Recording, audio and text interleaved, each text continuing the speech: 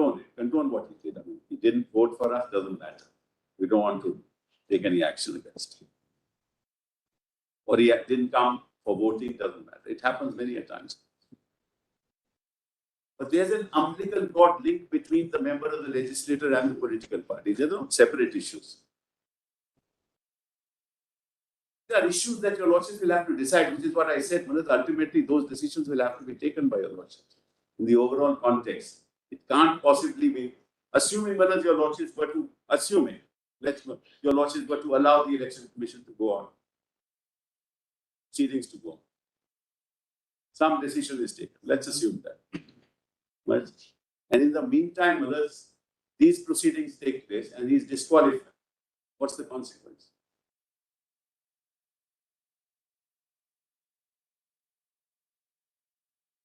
These are issues of great moment for our democracy. Can we see, Malas? Explanation. This is also important. Explanation for the purposes of this subparagraph means an elected member of a house shall be deemed to belong to the political party, if any, by which he was set up as a candidate for election as such member. He can't say that I am a different faction now. He can't say that.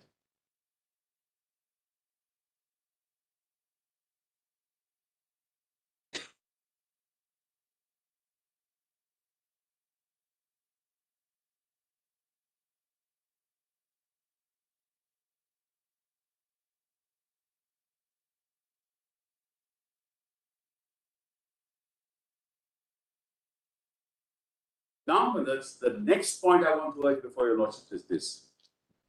Any defense of a member of a legislature belonging to a political party for the purposes of protecting himself from disqualification can only be available under the 10th schedule and in no other form.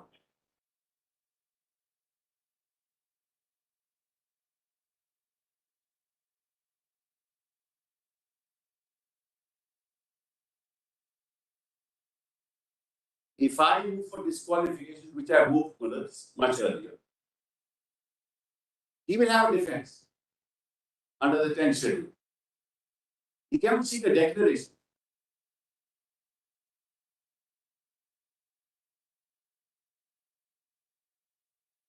And his only defense under the 10th schedule is a merger. There is no other defense available under the 10th schedule.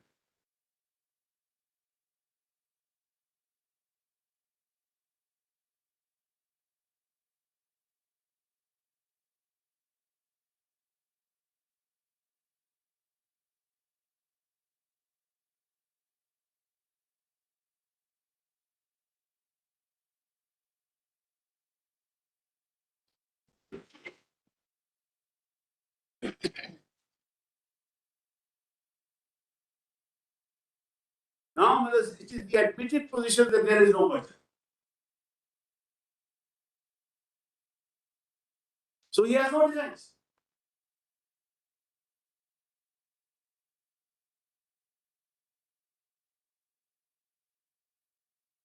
Till the 19th of July, when he went to the election commission, he has no defense.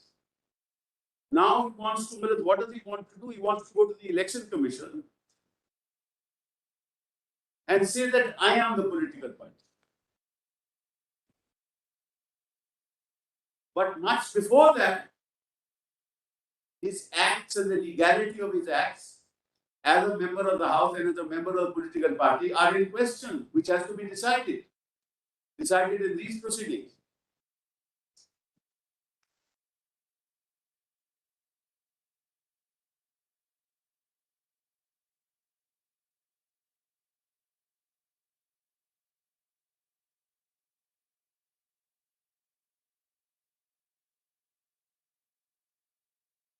What he does is, he says that I am 40, 39 plus 1, Eknath Shinde plus 39. I am a majority in the legislative wing of the party. Therefore, I don't recognize it. What he's saying. That he can't do under the 10th schedule.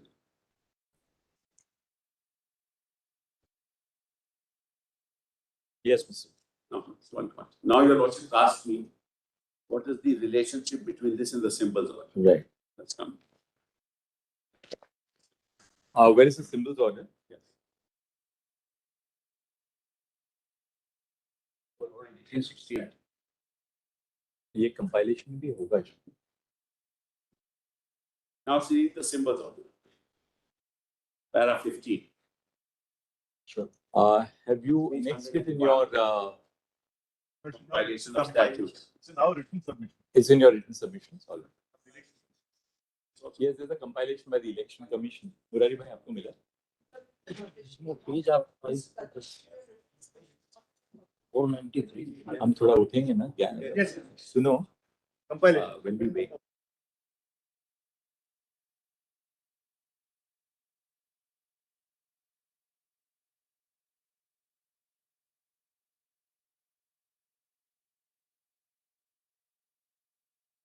A compilation of statutes for us, rules and research materials. Yes. That has everything. You got compilation of documents from Election Commission also. Sorry. Yes. सुनो. iPad this. Two of our convenience compilation. Compilation of documents in 35. Para 15 can be taken from several compilations. Para 15 is there. Data in your written submission, para 3.2. And also para 9, Lordship may kindly see. Para 9 at page 5. It will remain the same. Change. Para 15 will remain the same in all these compilations. Correct. The gloss on para 15 may change depending on what you're reading. Depends how you But the look at, original. how you read and how you look at. That's correct. No, actually, I have the copyright. All right, we'll read paragraph 15. Now see, when the commission is satisfied on information in its possession, One minute.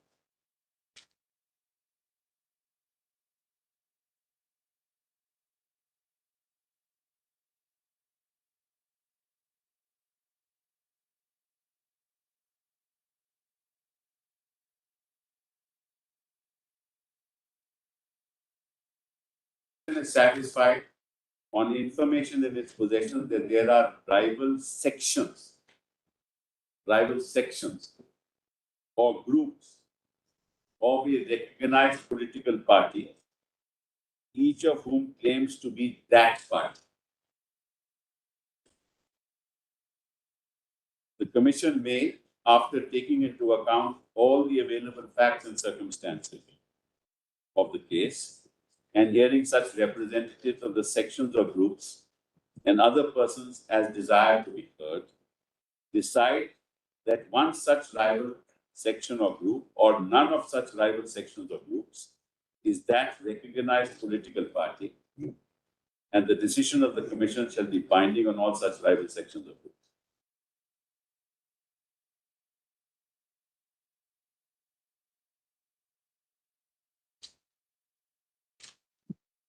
So let me, Millers, see us put forth a situation where there is no dispute as far as the legislature is concerned. There are factions within the party, each of them claiming to be that party. And without any reference to what's happened in the House, they go to the Election Commission and say, we are the group. Election Commission can decide. 1 minute. So.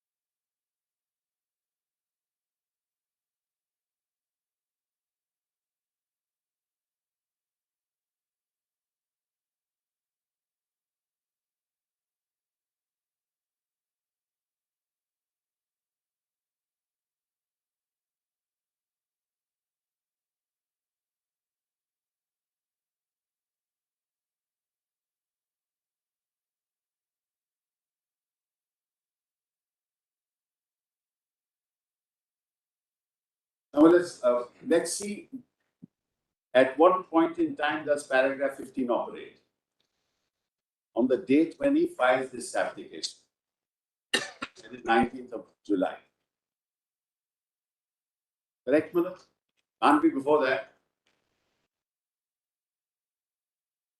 Even if the election commission were to decide, it could only decide on 19th of July when he moves the election commission.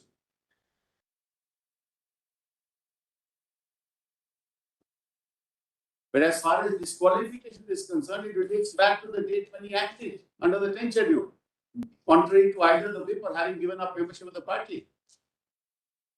So his status to move on the 19th of July will depend on your lordship's decision whether he stands disqualified or not, and he's whether he voluntarily given up membership of the party.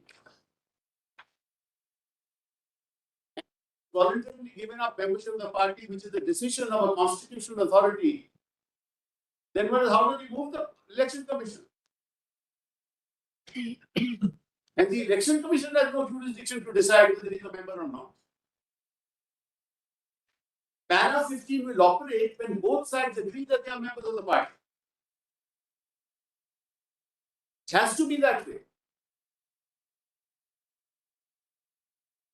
Because he's claiming that I belong to a rival faction within the party. And he's claiming majority within the party. So where is the question, Malaks, of paragraph 15 operating at all in this case?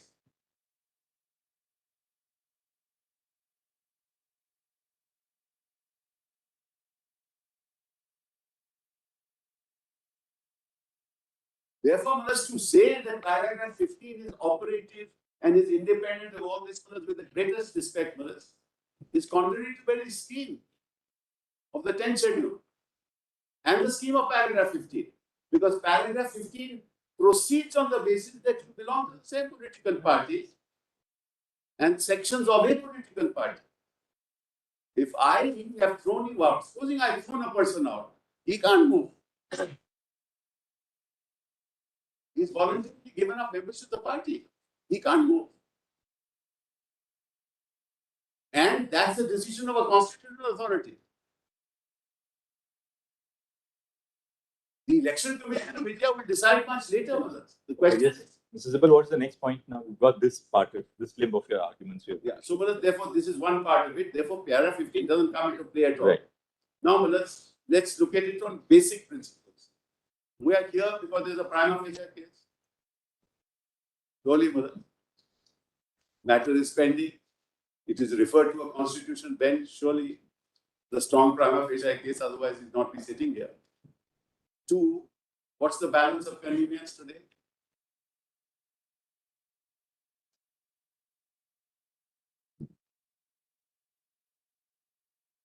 That so far the election commission has not proceeded and the matter is listed for hearing.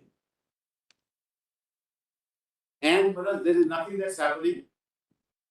No election that's happening.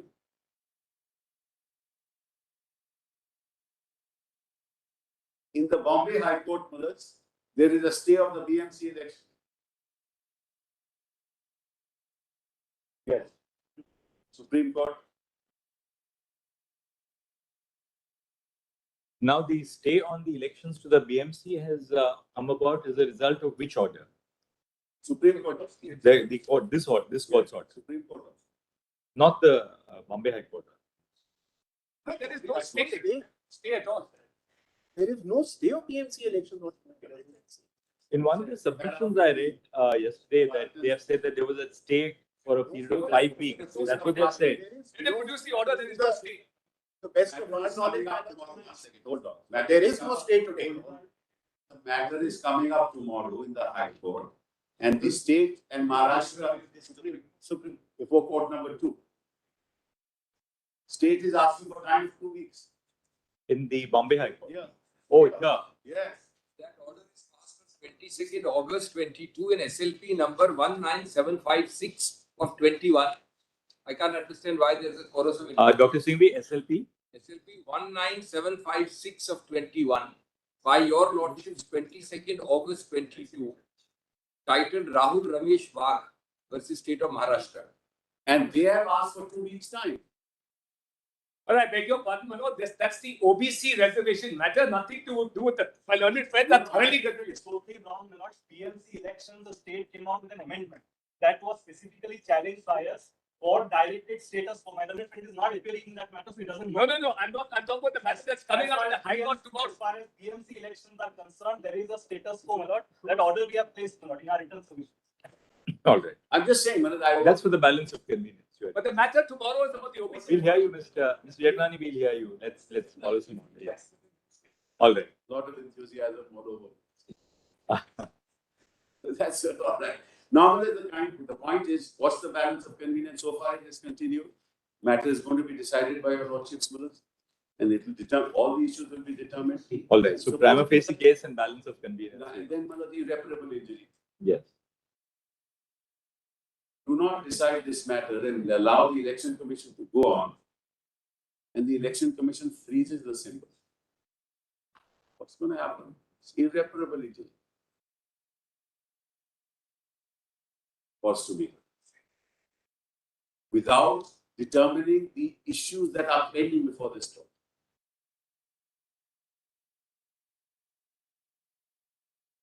And if those issues are decided in my favor, and you allow the election commission to proceed, see the consequences of that. Yes, Mr. Sibal, we've made a note of that. So- Anything else, Mr. Sibal? Don't take time without repetition. Very brief. Who are you appearing for, Dr. Singhvi? Because there are 8 petitions I am appearing for the All right. eminent Yes. parties, because who are on this side versus that side. And you will be characteristically brief, Mr. Dr. I am Singhvi. grateful for the word characteristic. Correct. Your lordship has always rendered me speechless before I started. Yeah, I be very pointed. Well, your lordships has 4 points in the 10th schedule. The issue is narrow.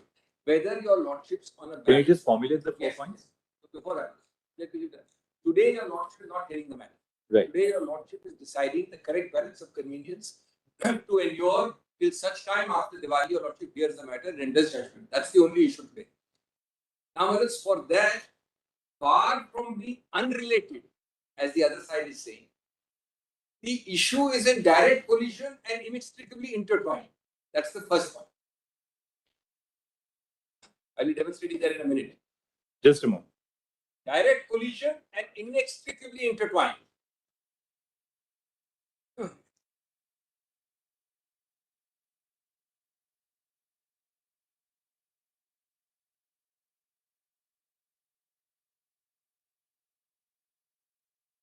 Yes, Dr.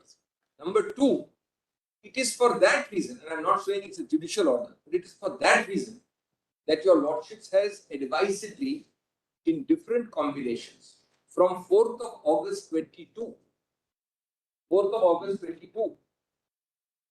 made it clear that people will seek adjournment in the election commission and the matter will not go on. There have been 3 dates in between from then to now, including one coming up later this week or next week.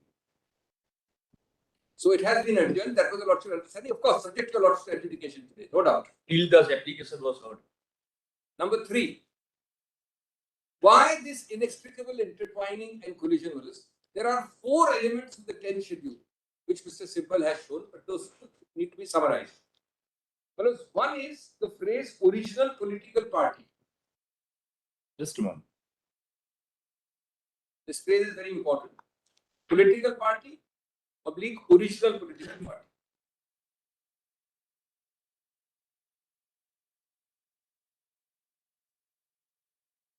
Now, I stopped at clause 4 of the 10th schedule.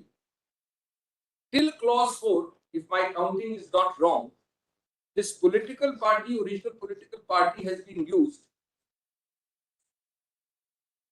8 times. 8 times. But there are many more. I'm just giving lordship original political party, and sometimes they say political party in the same context. If your lordship sees 1C without reading it, it's been read to your lordship, but just keep it open with us. Then 2(1)(a), and these are hard, these are the operative provisions. then explanation,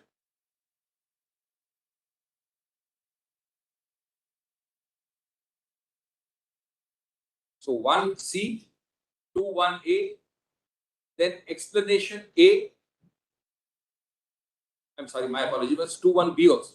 21B also. 21A and 21B. Then explanation A, explanation B, I, double I, actually much more than 8 actually. You have to look at the sub-clauses. Then 2 bracket 2, then 4 bracket I, and many times in clause 4. Now let's. Interestingly, Dr. Singhvi, where does the expression original political party in 1C appear in the text of the 10th schedule? Yes, yes, Just as a matter of curiosity, I mean, yes. nothing really would turn on this.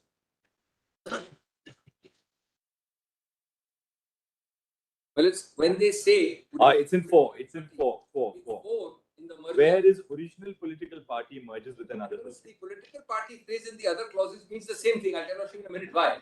Because the idea in a minute I'll come to it. It's the same concept.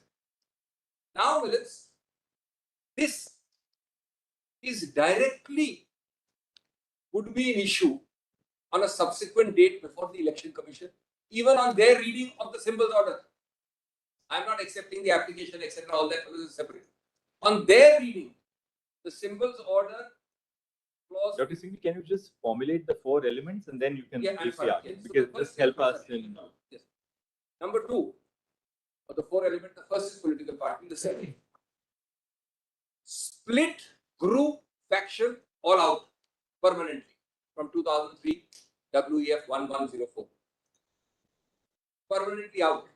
That was the big bullets pain because you created an anti-defection law. It was circumvented so easily.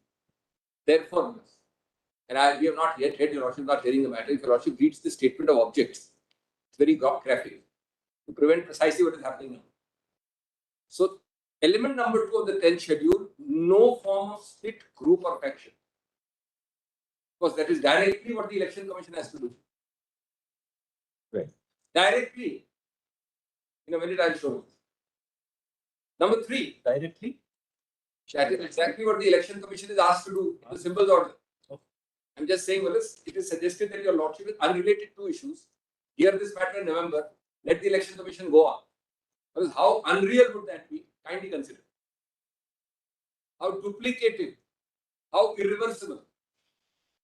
Number 3. And the statement of objects when we come to the final hearing will show that. There is a necessary condition and then there is a sufficient condition in 10th schedule. It's a cumulative combination. Now it is common ground, common I repeat, that the necessary condition may have happened, but the sufficient condition not alleged to have happened. What is the sufficient condition for this? You have to, inverted commas, not recognize, break away. And then, because now that there is no split, so more than 2/3 go. That means it's a new group. That group by itself makes no difference to the 10th schedule. Suppose, let me give an extreme case. Out of 100, 90 go. Or 75 go.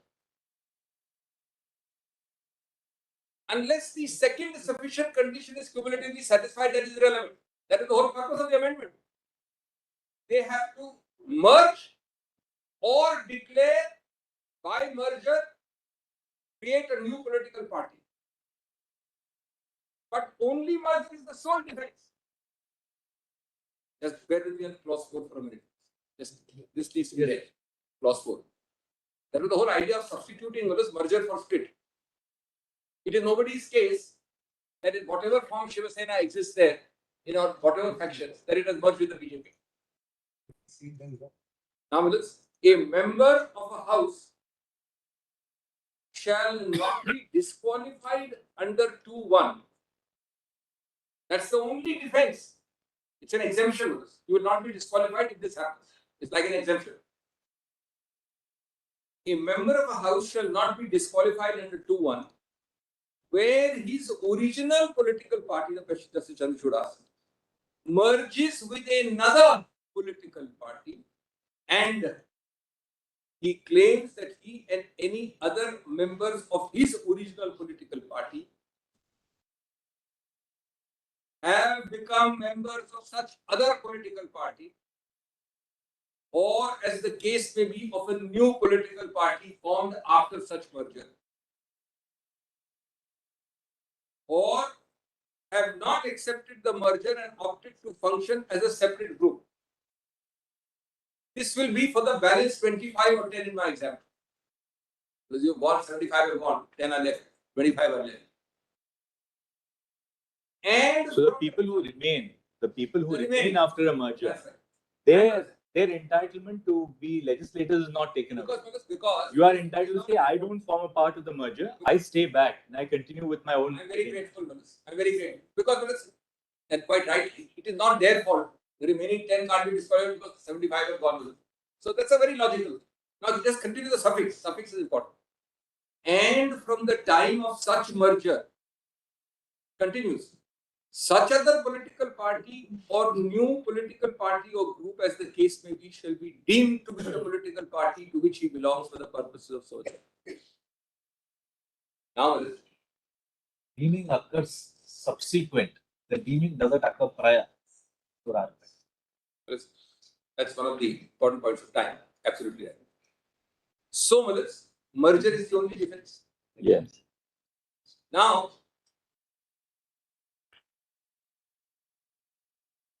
and may I state the fourth one and then I'll make my submission. The fourth element is the election commission in some form will be deciding a majority. I'm using the word largely and loosely. Majority.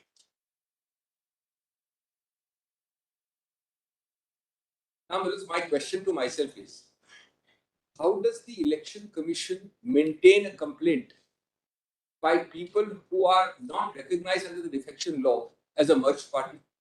Number one. Just a moment. How do they enter the door of the election commission?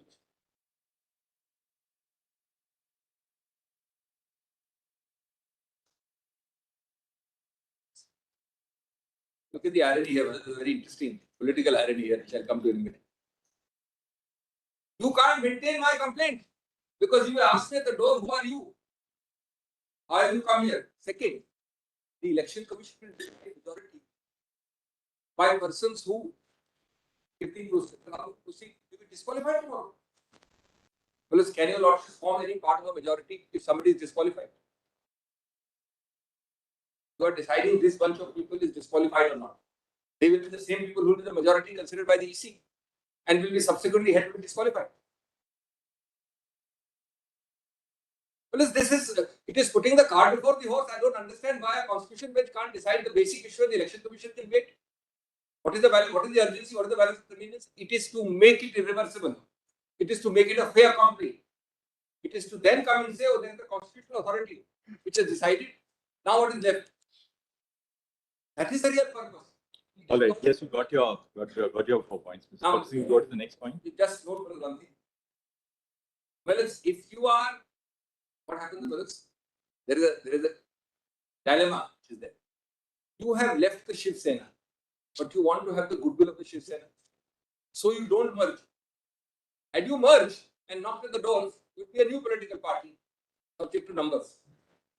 You want the best of both the worlds.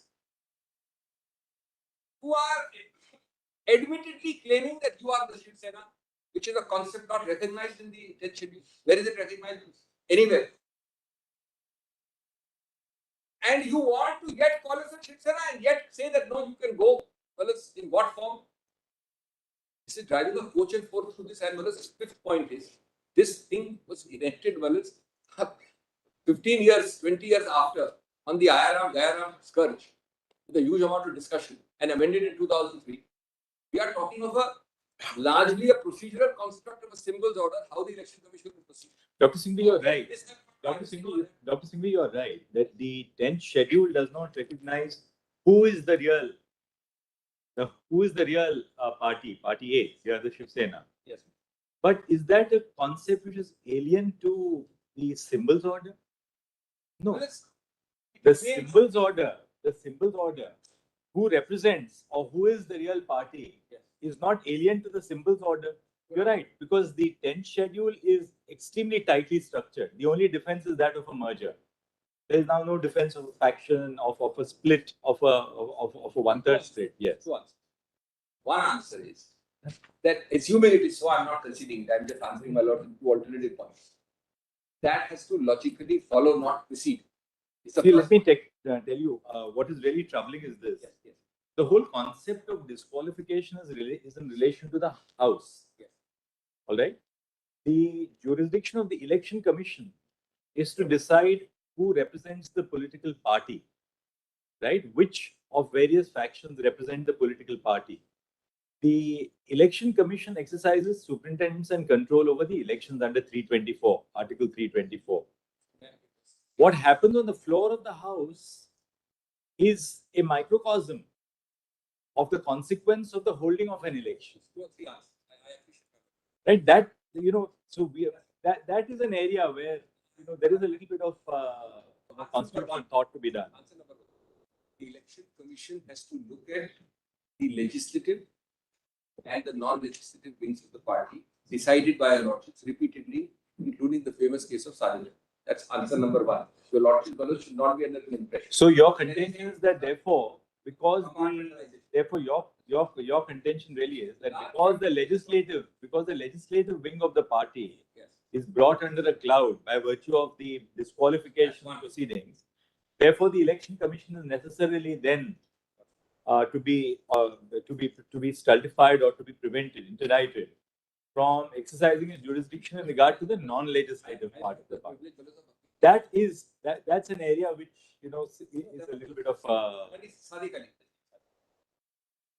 I were to appear in the Election Commission in symbol order cases. What they issue? In our compiling.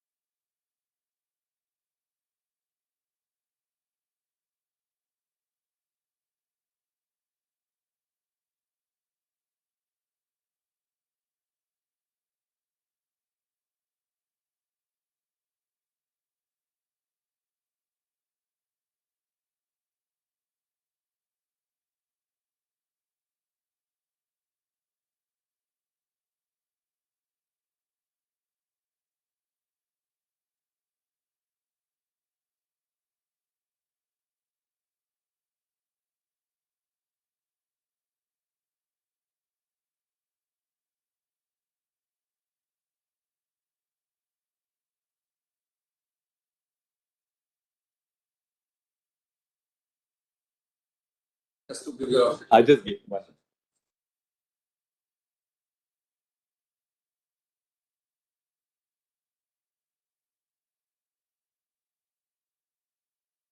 there are 3 or 4 answers. Just kindly take this common convenience compilation. This will solve a lot of problems.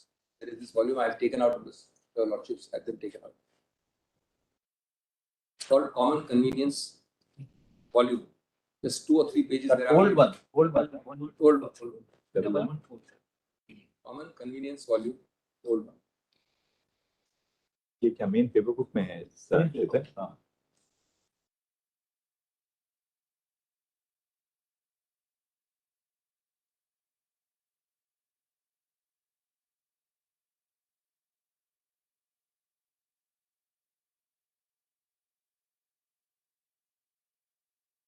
Two or 3 things here. What are you showing, Dr. Singh? Yes. First, So we don't get, I think it does. What exactly are you showing? I can. I am showing Willis in that volume, common compilation volume, the Election Commission notice at 698, page number. 1 minute. Yes, sir. What is the date of that? Election Commission is dated Page 1853. 22nd July 2022. 1853. 22nd. July 2022. Dr. Singhvi, why don't you give us a PDF page? That was meant for the main hearing, not for today. That's I should take a technical objection, so still that. Our training is still incomplete. That 22nd July. What's the PDF number? Now, Willis, 1853. Incidentally, for the record, it is page 1853 of the PDF pages. 185. Yeah, great.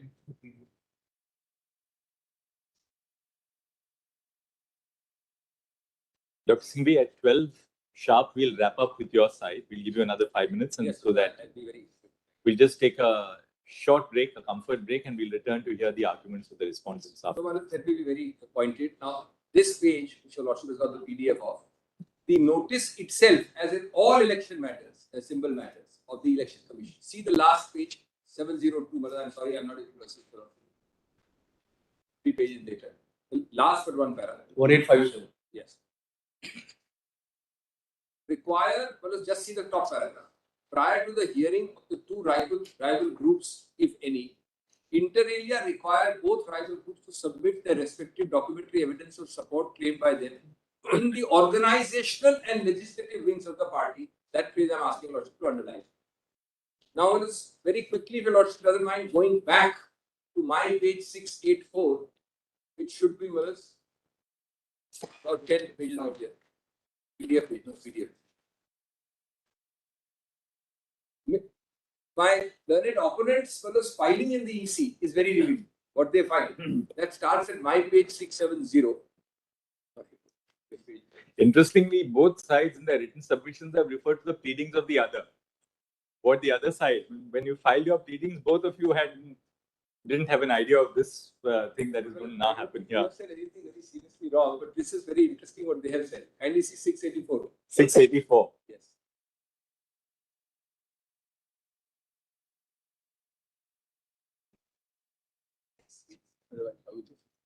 It's para 23, small Roman 23. Yeah. It is submitted that the petitioner, now this is the petitioner, the other side, presently enjoys the support of 40 out of 55 MLAs of the Shiv Sena. This is directly another issue. There is no question of 40 out of 55 disqualified people. In the Maharashtra Assembly, a resolution dated 26th of June passed by 40 MLAs reaffirming their support and faith in the petitioner and the main leader is annexed. That's point. But can the EC proceed on a demurrer that assuming that these 40 persons are not to be taken into account in determining who represents, which faction represents the Sena, Then the petition even so? that petition can't be filed. So far, there's no such thing. The petition can't be filed because the approach is all details of organizational and legislative, and just these 2 pages later, 687. 687. 2 pages. Well, the filer, the approacher is Mr. Shinde. He's not a member of the Legislative Assembly. Is he not claiming on the basis of the listed assembly status? Right. Page 687. Now, 687, on the top fourth line, organizational and legislative wings of the party. Fourth line, para 9, on the top of the page. Then para 10, next para, fourth line, all layers of organization as well as legislative wings. I can multiply this now, my time is short, so please come to Sadiq Ali. The citation is 1972, volume 4 SCC. 1972, volume 4 SCC. 664.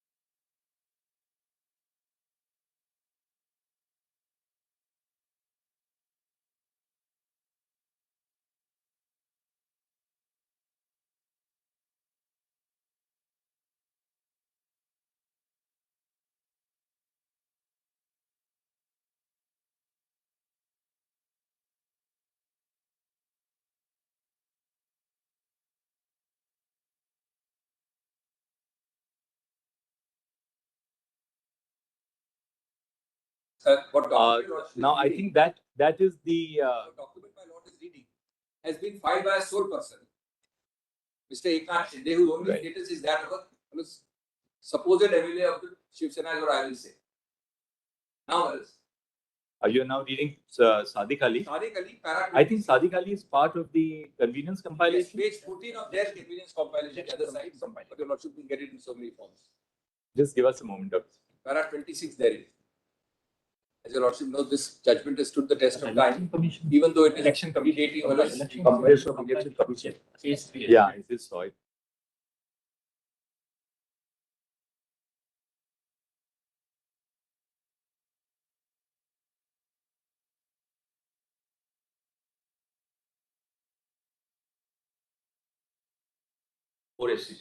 I'm getting. Well, I am only on the point that there is a huge overlap, direct interconnection. Your lordship is deciding. Yes, Dr. Singh, we've That's got why it. I'm not concerned about the final merits. Very Your lordship is told that it's a far North Pole, South Pole apart. It's two unrelated issues. That's what I'm objecting to. As if they're two unrelated issues. Now, just see what is in their complaint, in Mr. Shinde's status, in their pleadings, they say, I have so many MLAs, I have so many MLAs. Now read this judgment. An election commission says legislative organization. Now read the judgment, para 26. Para 26. 26, which is at page 677. The figures found by the commission of the members of the two houses of parliament and of the state legislatures, as well as those of AICC members and delegates who supported Congress J, have not been shown to us to be incorrect. It is in view of those figures, it can hardly be disputed that substantial majority of the members of the Congress in both its legislative wing as well as organizational wing supported by Congress J. That's why the same phrase is used in the notice of the Election Commission. Same phrase. As Congress is a democratic organization, the test of majority and numerical strength, in our opinion, is very valuable and relevant test. Then, they go on. This is, of course, 68 is 15 years prior or 20 years prior to state schedule. Judgment is prior, but I'm at the moment on the judgment's own terms. Can you separate? Can you, and you are told that this is unrelated issue. Then, also note para 29, the last 4 lines. majority ballots of houses of parliament, and sum total of members of state legislature. Last two lines of para 29 to save time. Last two lines of para 29. In any case. Last two lines of 29. In any case. 3 lines. Now this third aspect. Symbols order, which is very important to repeat, predates by 15, 20 years, 17 years, is premised upon not a disqualification situation. It is premised upon a dispute. Because we are one group, we have a fight. He says, I want the symbol, I say, I want the symbol. It never contemplated the penal consequence of him being disqualified or being disqualified. It did not even enter their mind. Correct. Therefore, this was premised on the legislative wing. The logically prior stage has to be the disqualification. That is logically prior.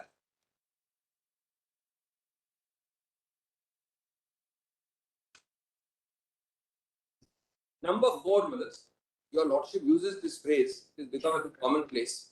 There is a lot of weight. Not when the Supreme Court uses it alone, even lower courts. What is the meaning of the subject to outcome? We just say it like that. Your lordship will find the iron case. Your lordship says that. The idea is, look, I'm putting you on warning. You will claim equities because I may ultimately hold this way or that way. Now, this is the hiatus between them is several months. All right, Dr. Singhvi, thanks. Can we wrap up on this? Yes, I'm done with this. Because I want to only say one thing, that your lordship fellows will keep in mind also this concept of voluntarily gives up. Voluntarily gives up is a very important phrase which your lordship finds in 2.1a, inter alia. How do you voluntarily give up? You voluntarily give up when you don't satisfy the conditions of a schedule. Suppose I expel you. Then, of course, you are not voluntarily giving. That's why I said, in the actual reality of political life, expulsion is welcome sometimes. It is a welcome. But, if you do some activity which is subject to disqualification and you leave and you proclaim yourself as a separate group, but don't merge, you have voluntarily given up membership. But if you have given up membership, with greatest respect, how does para 15 apply? That too by the sole applicant before the election commission, Mr. Eknath Shinde. Who's the sole applicant? There is no other application.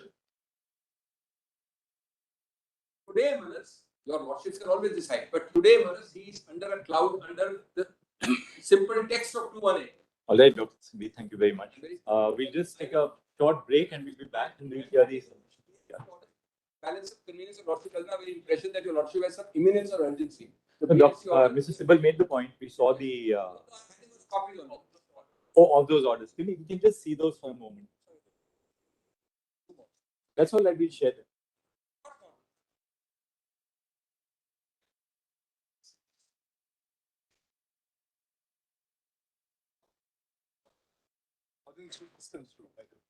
That's a different matter. Defection is, it exists, is what I'm saying.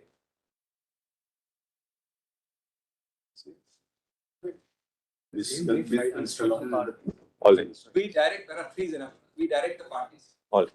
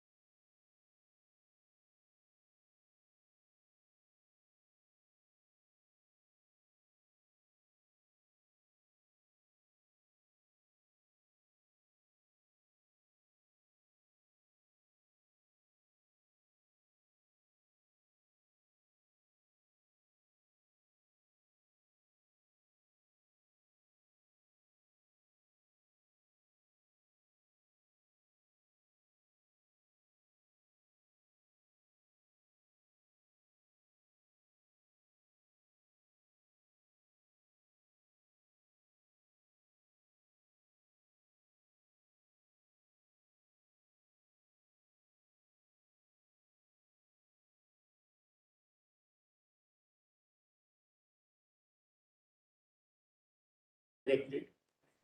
Not to whom? I read under Article 32 by Mr. Prabhu. Yes. Not He was a whip since 2019. So Sorry, Mr. Prabhu. He What? was a whip since 2019. Manoj, I said we had removed him, I had said. Mr. Sunil Prabhu. Yes, we had removed him on 21st of June.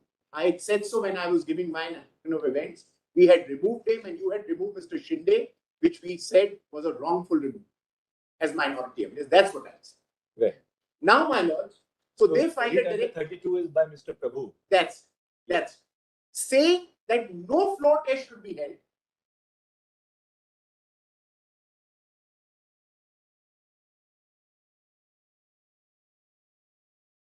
Yes. In view of the fact that disqualification of 42 MLAs is pending.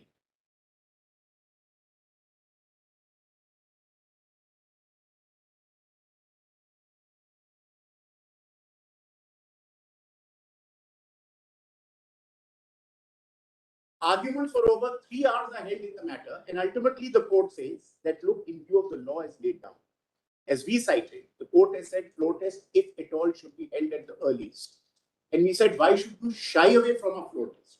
You can't today say because a disqualification is pending, the floor test should not take place, because there are judgments of your lodges to say, even if a disqualification of an MLA is pending, he is allowed to vote in a trust vote, he is allowed to vote on a floor test, he is allowed to vote on the disqualification of a speaker on a deputy speaker.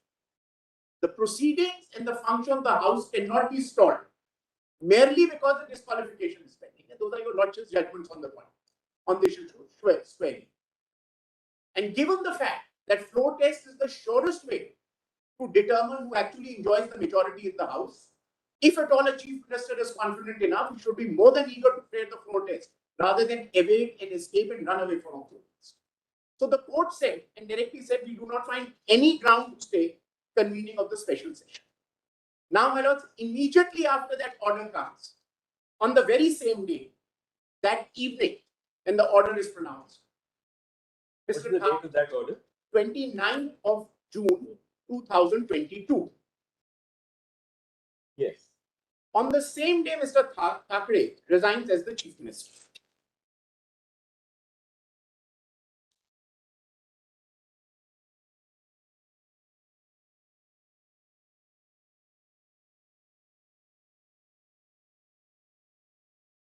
Mr. Shinde and Mr. Padnase approach the governor, stake a claim to form the government. Mr. Shinde is sworn in as the chief minister. Then after that, the speaker is appointed. The speaker proves it because they ultimately again challenge the speaker's again appointment and Mr. Shinde's appointment. The speaker is overwhelmingly voted and confidence is reposed. And these are the facts which ultimately led to their all-inclusive one petition which comes to be filed where this IA has.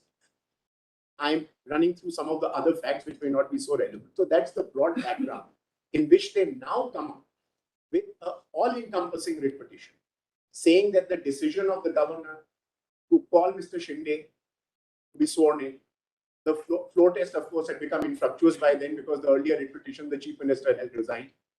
Then they say the speaker's appointment, etc., all illegal, and the Supreme Court should decide all these issues. Even before the speaker decides these issues, all of these proceedings should be transferred to the Supreme Court and they should be decided. There is no mention in the prayer clause or the writ petition about the Election Commission. In fact, there are categorical pleadings in the writ petition that the issue of who is the Ship Sena is the exclusive domain of the Election Commission. This is their writ petition, where they say the decision as to who is the Ship Sena is the domain of the Election Commission.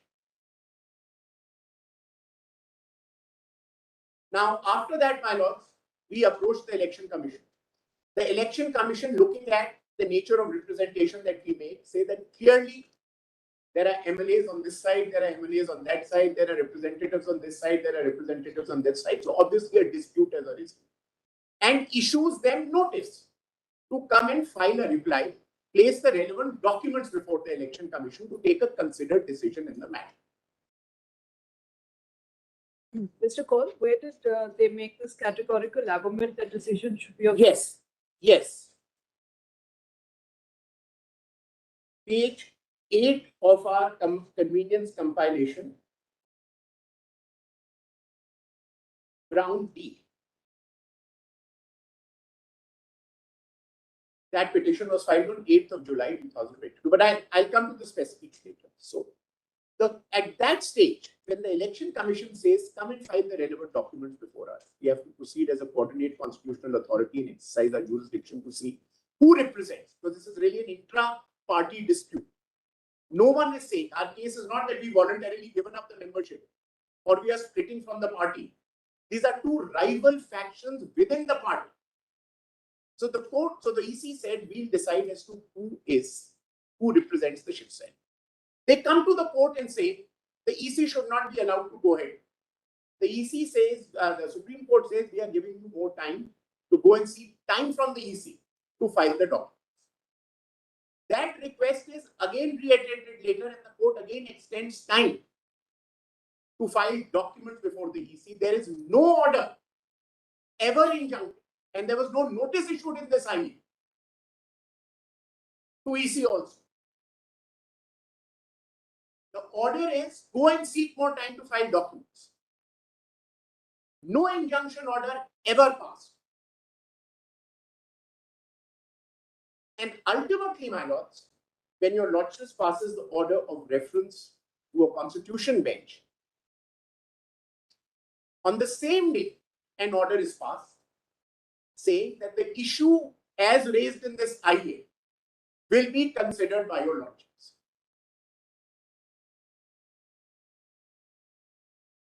So it is factually incorrect to say that on repeated orders of the Supreme Court, an injunction was being granted, or it was an understanding between the parties that the EC will not proceed with the matter.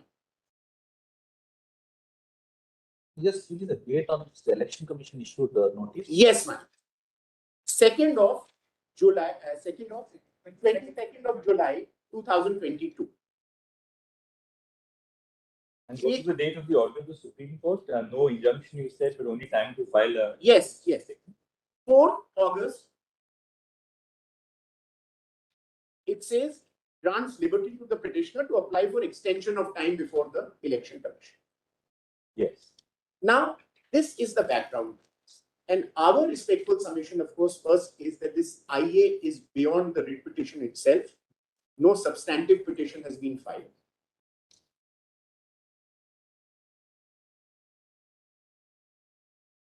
One short question.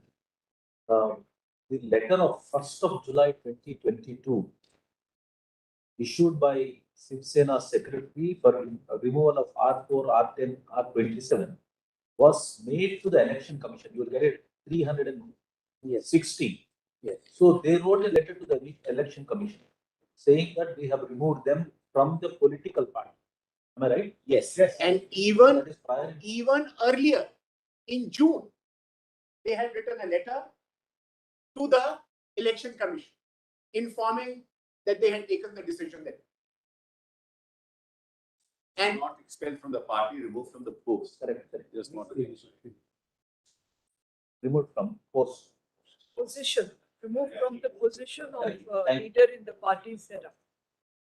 my lord, so all that I'm saying is, and I'll now summarize what my points in the law is. The law today is laid down by your lordships on a number of these issues as sought to be now canvassed is no longer recent.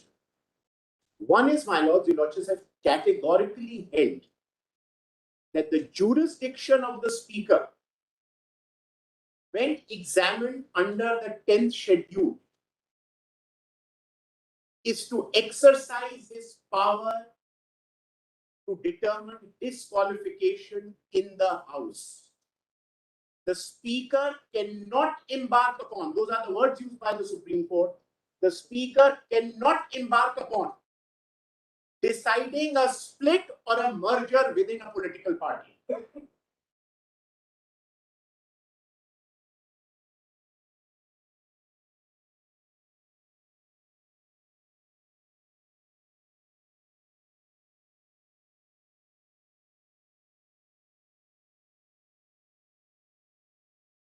Secondly, what your lordships have held is that Except with one caveat, Mr. Paul, that the whole concept of a split now is alien to the 10 schedule.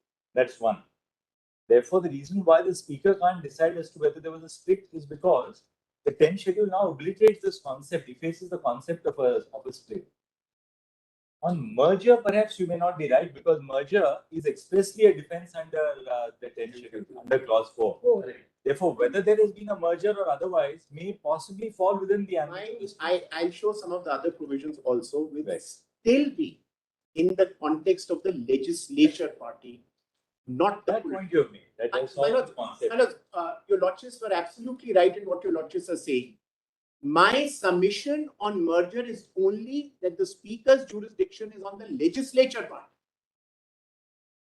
That part of subclause 4 of 10 schedule was not read out to your lordships. I'll just read that.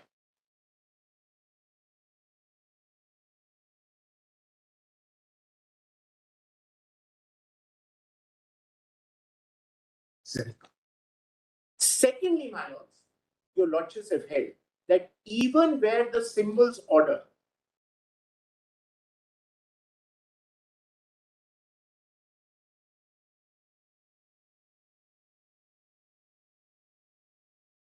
does not predicate a particular situation or deal with a particular situation,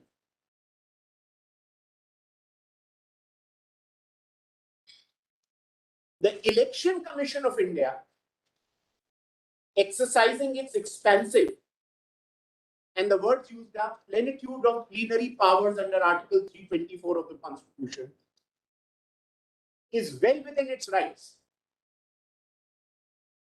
to deal with any situation that arises.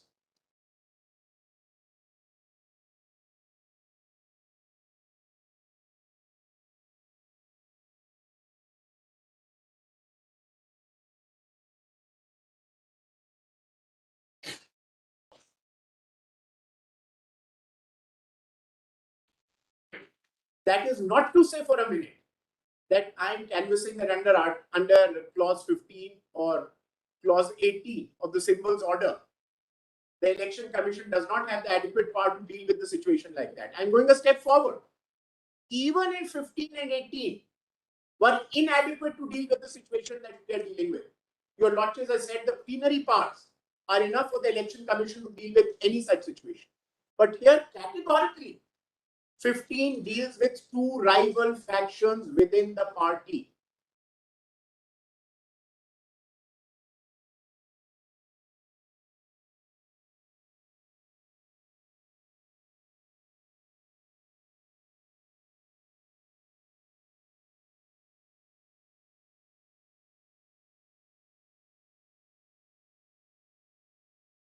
And 18 covers situations which the Supreme Court has interpreted as interim directions or other orders which may be passed in the interest of justice.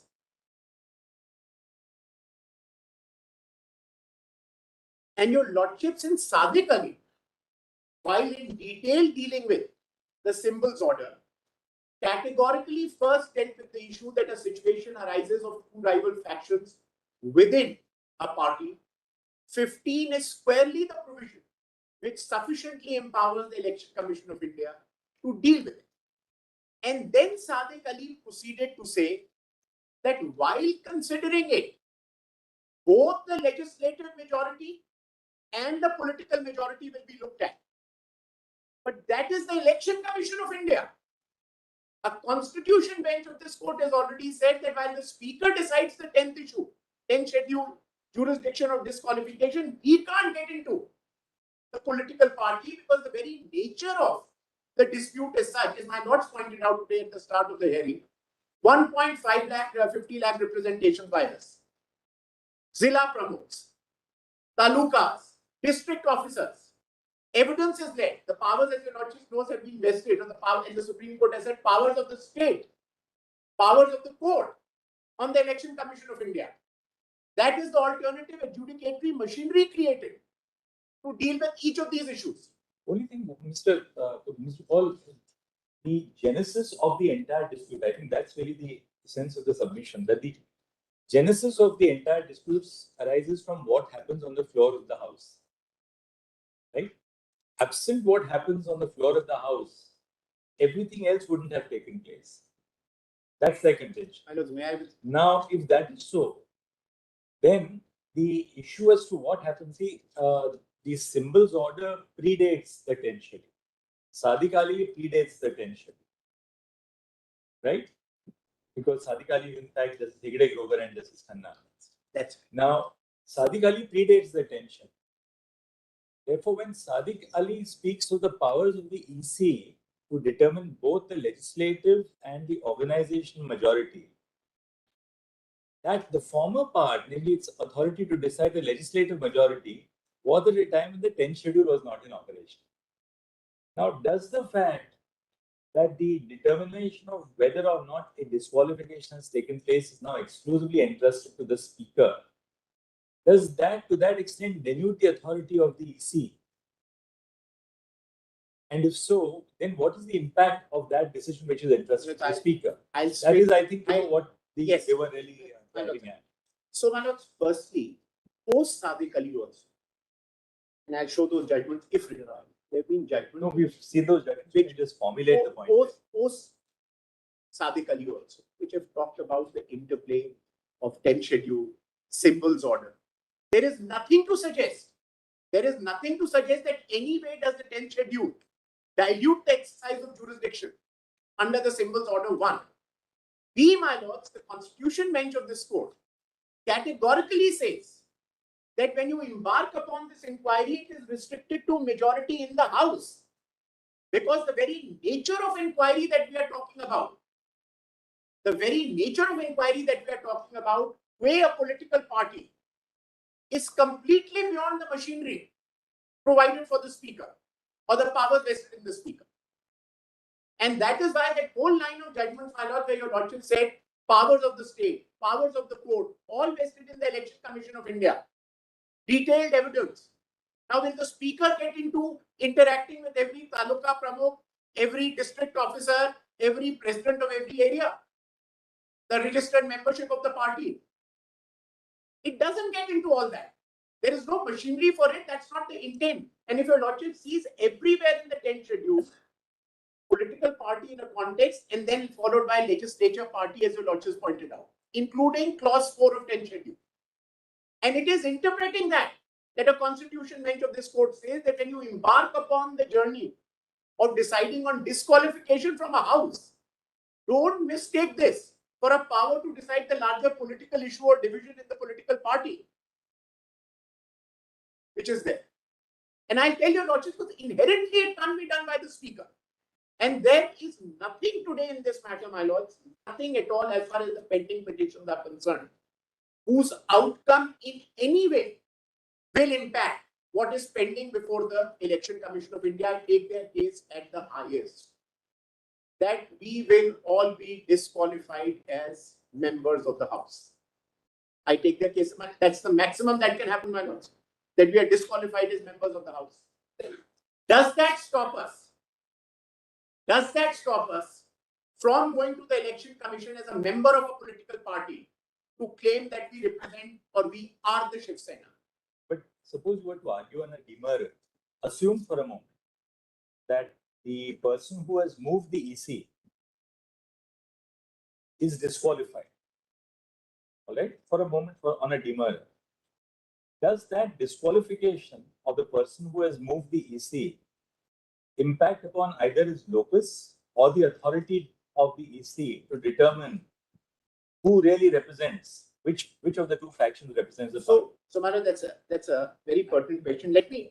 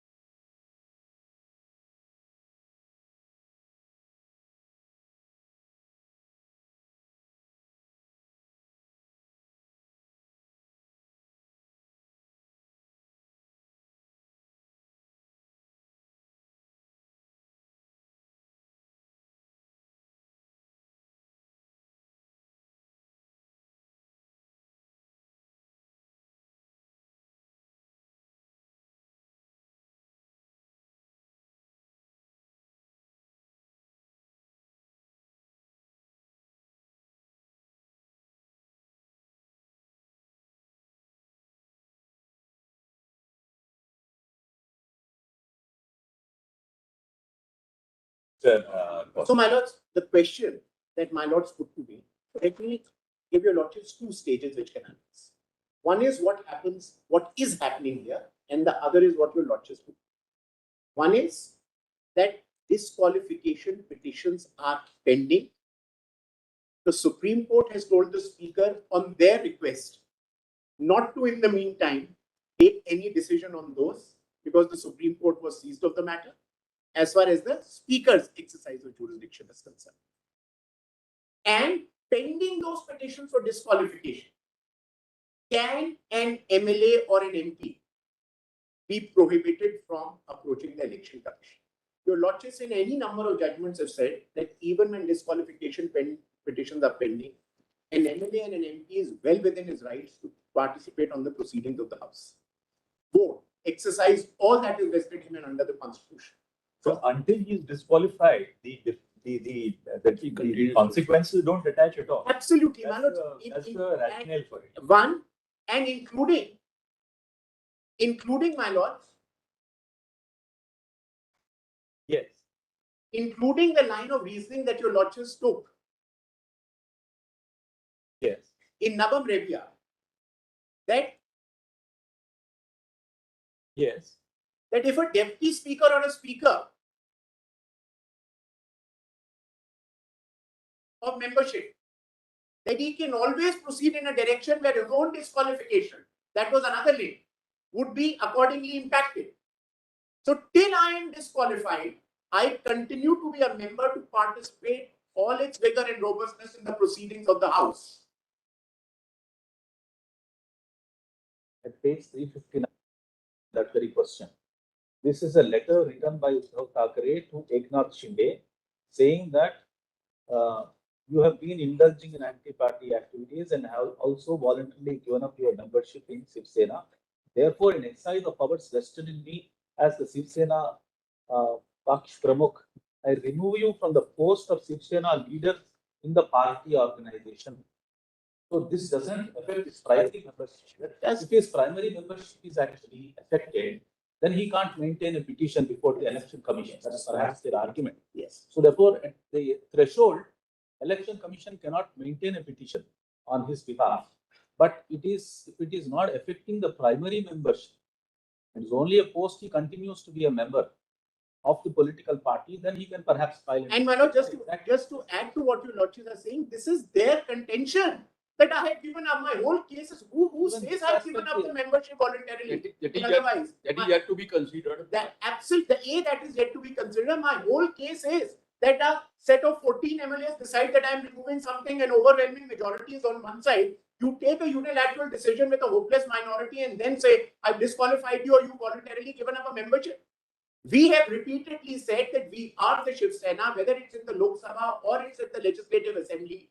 We represent an overwhelming majority within the party. We've never said we've left the party or we need to merge with someone under 4 to be protected.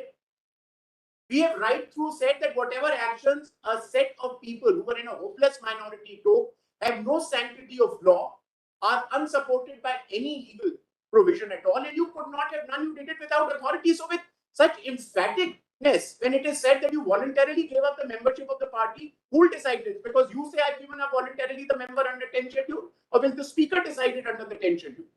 Because your lordships have held that the power of the speaker and the decision of the speaker under clause 6 of the 10th schedule is final on these matters. And that decision is still pending. My lords, was the question that your lordships put to me, that suppose a person, now this is the first case where no decision has been taken, the issue is pending. The other is I am actually disqualified and I incur the wrath of Schedule 10 of the Constitution by whatever action there's a decision of the speaker against. That still does not, as my lord said, deny me the primary membership of the political party. I'm still entitled to approach the election commission for whatever grievances I make. That you have said, so that you are not removed as a member Yes. of the party. You may be removed, correct, disqualified as a member of the legislative party. And now, my lords, they sought to rely on Sadiq Ali to say that, look, both the words legislative and organizational majority have been referred to in Sadiq Ali. Now, organizational and legislative majority is referred to in Sadiq Ali from the perspective of the EC deciding, not from the perspective of the speaker embarking on an inquiry as to who represents a majority in the political party. Then they relied, my lords, on to say that this will have a bearing on the matter because a judgment of this court said, and I'll read out in what context the judgment was when I come to the case law, to say that any disqualification ex post facto relates back to the date when you were disqualified. And thus, if they were disqualified on that date, that's the end of the matter. Quite apart from the fact that even if I was disqualified, it doesn't stop me from going to the EC. But the reason the Supreme Court said ex post facto, and there are other paras that I need to show, was this, because that was a case of a BSP government in Uttar Pradesh. A decision was taken to dissolve the assembly. The cabinet decision was yet to be communicated. I'm just very briefly giving. 13 MLAs of the BSP went to the Samajwadi Party and said, stake a claim to form the government. Because these 13 MLAs went to the Samajwadi side to stake a government, Mr. Maurya at that stage made a petition to the speaker saying that this is an overt act on part of 13 MLAs to show that they have voluntarily given up the membership of the party and thus they ought to be disqualified. So the speaker was seized of this issue of disqualification of MLAs as on that date because 13 MLAs had gone to the Samajwadi Party side. In the meantime, another 24 MLAs joined the 13 MLAs and they claimed that there has been a split in the party. Now the speaker went ahead and decided the issue of a legitimate slip with 24 joining 13 and did not decide the issue of disqualification, which Mr. Maurya prior in time had directed, saying that your very act of going and seeking support from the Samajwadi Party amounts to giving up an anti-party activity, voluntarily giving up membership. In that context, the Supreme Court said, as far as exercise of powers by the speaker is concerned, that this disqualification will relate back to the date when the speaker was required to exercise the jurisdiction and the speaker could not have decided on the split within a party without deciding their original disqualification from the House, which stood there. It is in that context that the word ex post facto was used. And I'll show those two specific paras. The same judgment, my lords, the Supreme Court then goes on to say that you as the speaker can't embark upon and decide within a political party what happens. Your lens is only the lens of a legislature party that you have to see it. And inherently, my lord, the proposition which is sought to be forwarded will be impossible to implement. A, the Constitution doesn't say so. B, practically and inherently, it's impossible if you expect the speaker to get into these issues of lakhs and lakhs of memberships across the country without the necessary adjudicatory machinery.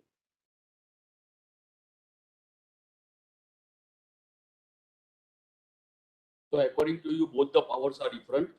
Jurisdiction under both the powers are different. Correct? And the inquiry under both are different. Completely different. If at all, my lords, if at all, a finding of the EC may help speaker, if at all, but nothing that the speaker decides will ever impact a member approaching the election commission. So to say that the two petitions are intertwined, thus this must await the decision in the main matter, is completely wrong. Now, my lords, even as far as that one question which is referred to, which is the last question, J, which I just... Scope of powers of the EC with My respect lords, to all that is, I'm very clear. What is the scope of powers of the Election Commission of India with respect to determination of a split within a party? No one has questioned the vires of the symbols order has already been upheld by your lordships. No one has ever questioned the power of the Election Commission. All that has been said herein is the scope of the powers of the Election Commission. Now, if I were to accept the argument as sought to be forward by the petitioners, my lords, then till the Constitution bench of this court decides on the scope of powers of the Election Commission. This may be the Shinde versus Thakre matter, but there could be another matter where there are disqualifications of MLAs and another set of people go to the Election Commission. So the Election Commission is denuded of its powers as a coordinate constitutional authority to continue and do what it is mandated under the Constitution to do, because your lordships are seized of the question of the scope of the Election Commission. This is one matter, my lords. All that has been said, court in its wisdom thought that the scope of the powers needs to be looked into. My respectful submission would be, my lords, even the scope of the powers divorce the symbols order in the light of judgment of your lordships is expansive and plenary.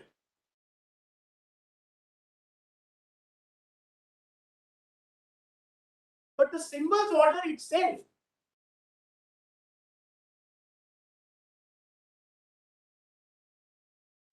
under clause 15 and 18 specifically provides for a situation like ours, which is rival factions within a party, interim directions to be given.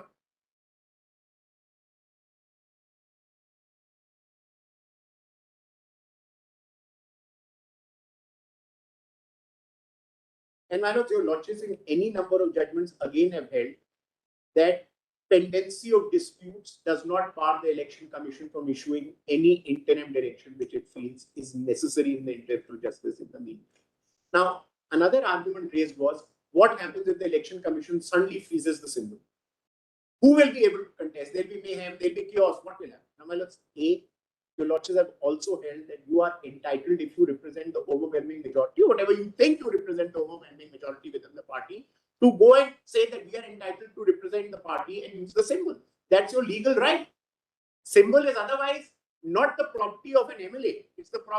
It's the decision of the Election Commission. But I have a legal right to claim that I can use it. That's one that I can do in this matter. Presuming, suppose a situation were to arise in the court and the Election Commission was to come to a conclusion, no, we can't decide. There are orders, there are freezing orders that have been passed by Election Commission, and in the intervening period, temporary symbols have been given. Those are not jurisdictions of Election Commission to decide. You today in a 32 want the court to be seized of the matter, exercise the jurisdiction of the speaker as a court of first instance, exercise the powers of an Election Commission under a 32, and none of these constitutional bodies should be. Yes, Mr. My lords, I have two judgments to show to my lords. Which are those judgments? One is, my lords, the Rana judgment. Other is Sadiq Ali. And third is Palanis. Right. So we give you about 5 minutes after lunch.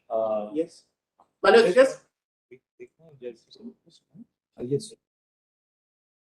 On the days, my Lord the Chief Justice indicated on the days when the Constitution bench sits, the Constitution bench runs for the whole day. So we continue. We'll continue. Yes. Unless I just require 15 minutes from your Lord, because I need to show 3 judgments and some provisions.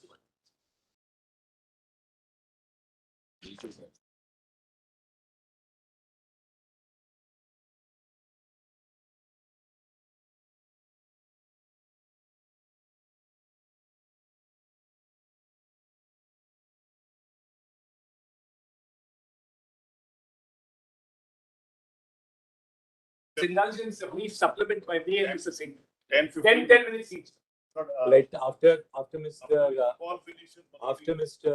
Paul finishes, Just a maybe brief. 5 or 10 minutes, 10 minutes between the two of you, By and the then Paul. we want to hear Mr. Data Yes, because yes. he's preparing for a constitution body. Most important. Question number F. Yes, Or the referred questions. Question number F is, what is the scope of the election commission? that's J. J. We'd like to hear Mr. Data. We do, of course, since we are appearing for party, we're here on this side as well. But we want to hear Mr. Data. Yes, my lords, I'll finish with it. Very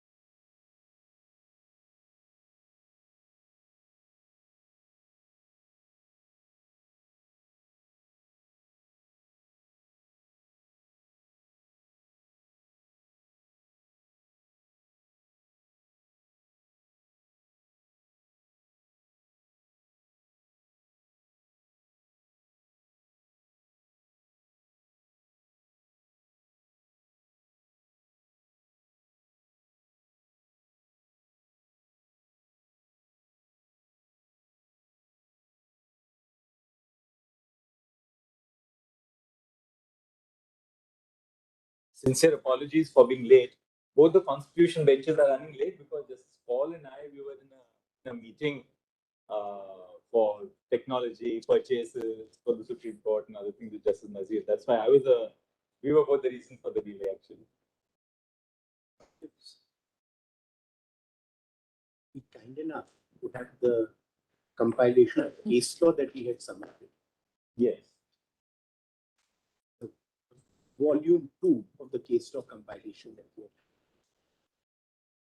Correspondent number 4. Sir, we can't hear you.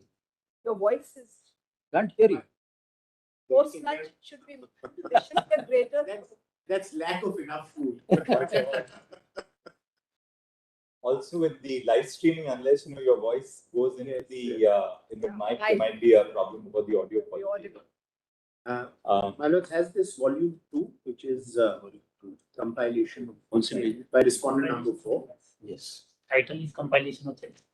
Compilation of judgments.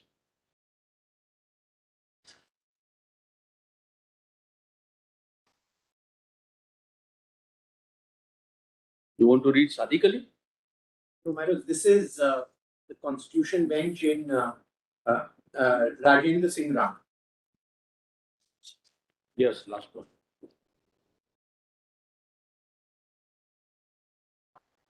It starts at 191 Yes, we've got. at page 230, 213.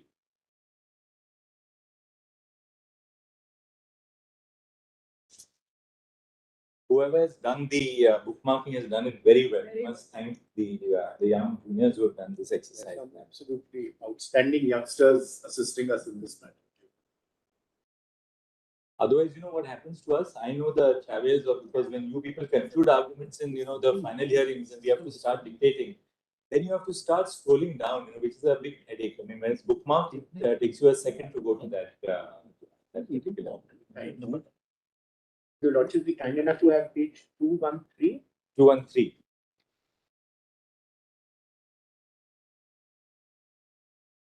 Rana has how many judges? 5. Something seriously wrong. Mr. Cole, you had mentioned Sadikali is that you'd like to refer to Rana and change the third one. Banani Swami. आपको platform है ना?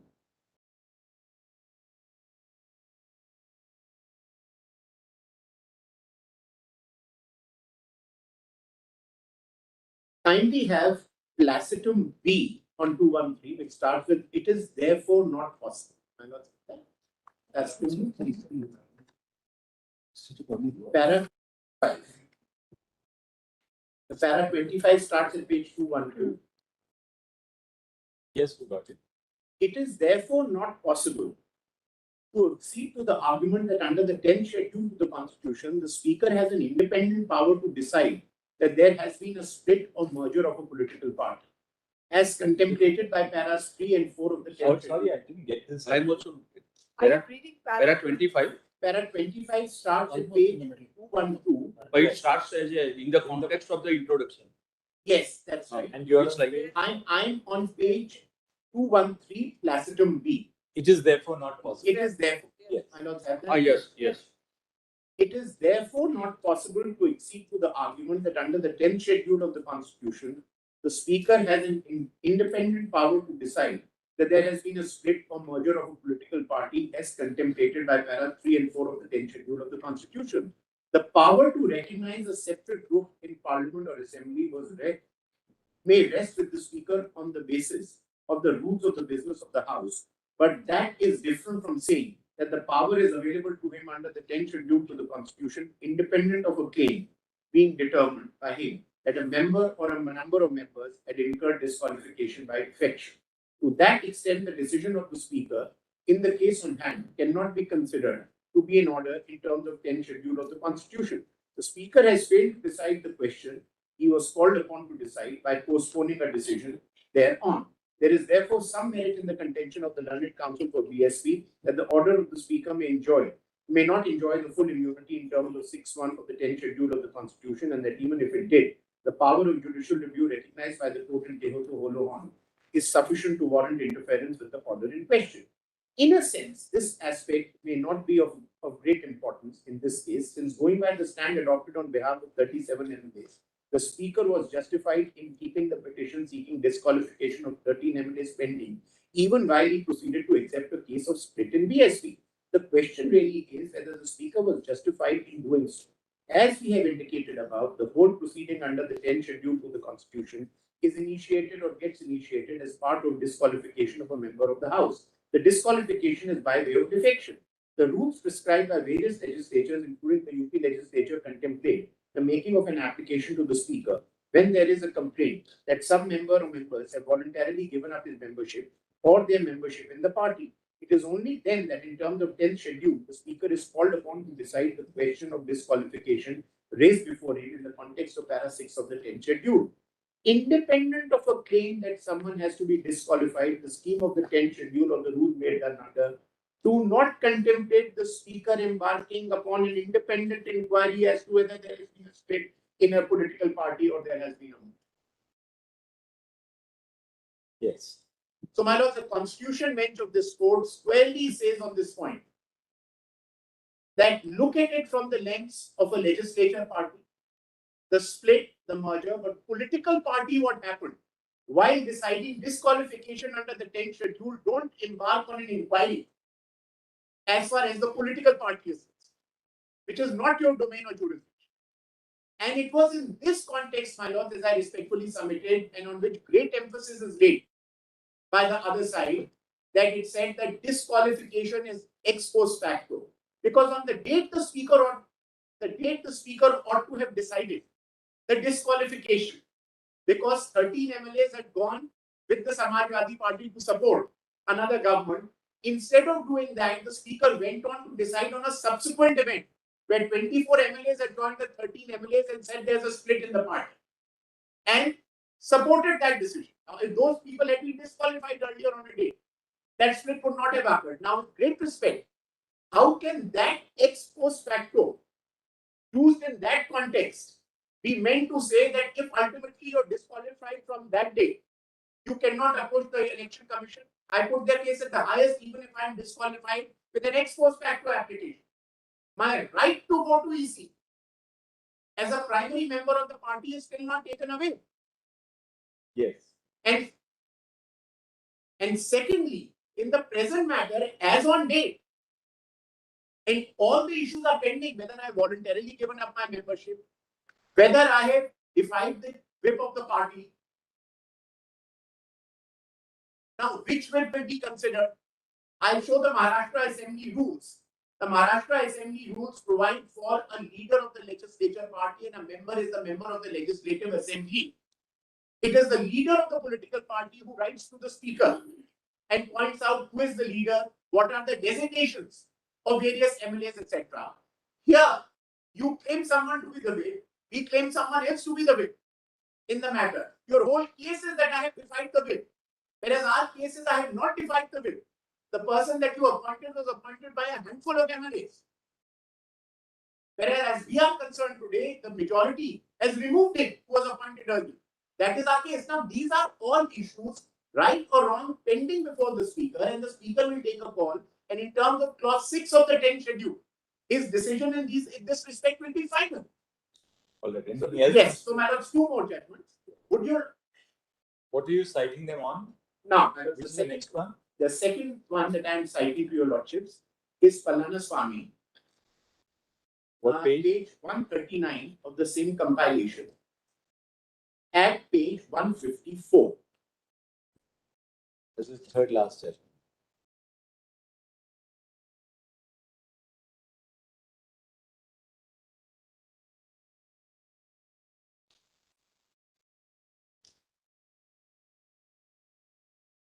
Sorry.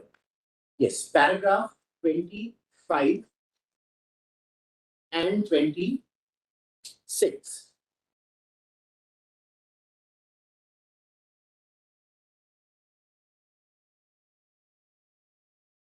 Hello, sir, para 25 would be 154. Yes. The Election Commission in the past has exercised plenary powers under para 18 for issuing interim directions regarding allocation of common symbols to two factions when the dispute under symbols order was still pending before it. It was argued that the Election Commission cannot do so once it had finally decided the dispute. There is no difficulty in agreeing with the proposition that once the dispute has been finally decided by ECI, the question of invoking powers of para 18 by ECI would not arise. However, if the dispute is pending inquiry before ECI or the final decision of ECI is sub judice in the proceeding before the Constitutional Court, providing for an equitable arrangement in the interest of free and fair elections and to provide equal level playing field to all concerned would be a just and fair arrangement. Assuming that the provisions of the symbols order do not predicate the nature of directions that may have to be issued by ECI, nothing prevents ECI to exercise its expansive and plenitude of plenary powers under Article 324 of the Constitution of India to deal with a situation such as the present one for ensuring conduct of free and fair elections.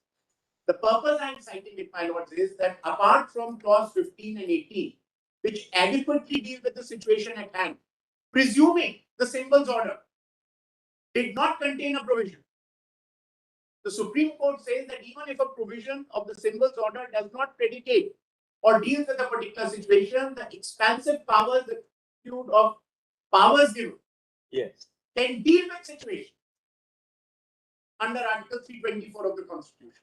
Right. Now, my lords, the third judgment for your lordship's kind consideration is Sadiq Ali. Please have Sadiq Ali. Page 1, my lords. At page 11.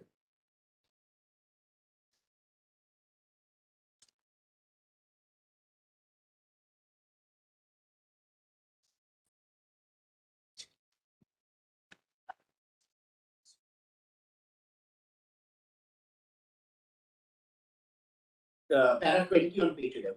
Only.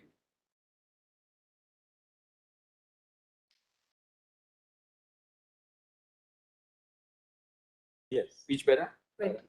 Para 20. That's 4 paras I need to read. Para 20.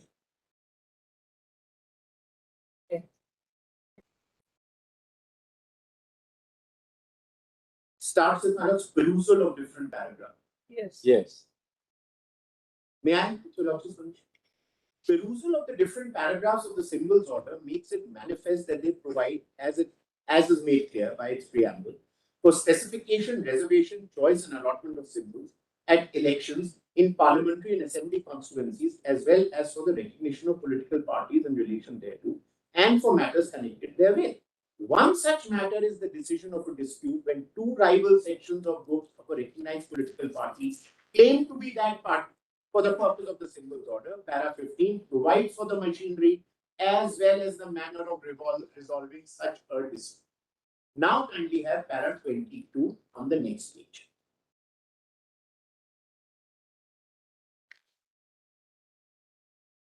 My lords, that para 22? Yes. The next page. Let us now go back to paragraph 15. The occasion for making an order under this paragraph arises when the Commission is satisfied on the information in its possession that there are rival sections of groups of a recognized political party, each of whom claims to be that party. The Commission in such an event decides the matter after taking into account all available facts and circumstances of the case and hearing such representatives of the sections or groups and other persons as desired to be heard.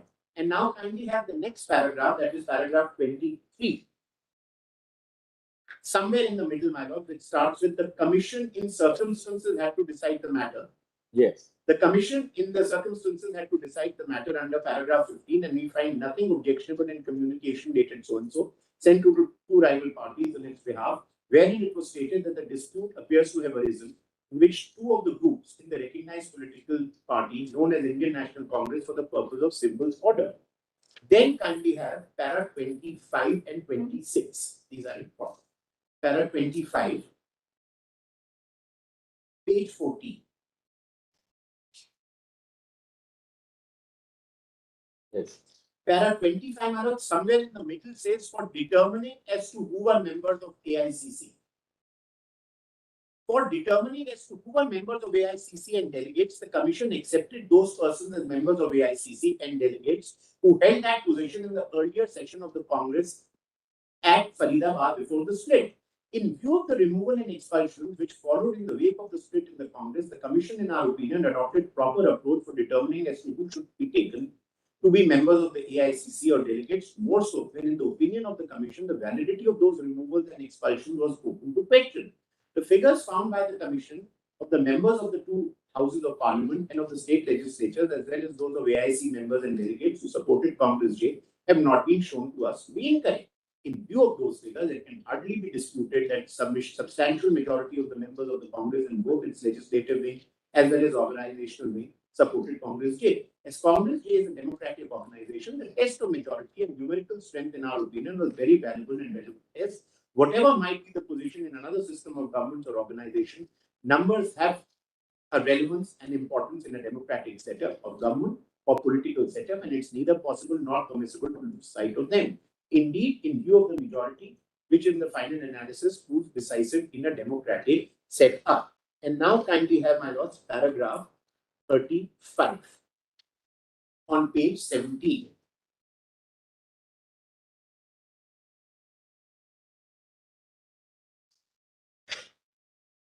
Paragraph 35, my lords, and the latter half starts on the right side with the Commission in resolving this dispute. Yes. The Commission, in resolving this dispute, does not decide as to which group represents the party, but which group is that party. If it were a question of representation, even a small group, according to the constitution of the organization, may be entitled to represent the party.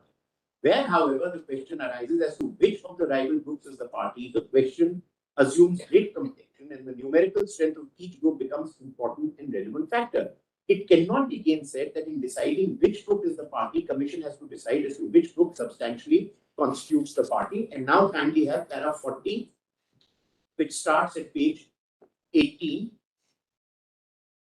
Kindly turn to page 19, my lords, because I'm skipping through the other parts since there's time. Please have para 40 on page 18, but kindly come to para 40, which continues on page 19.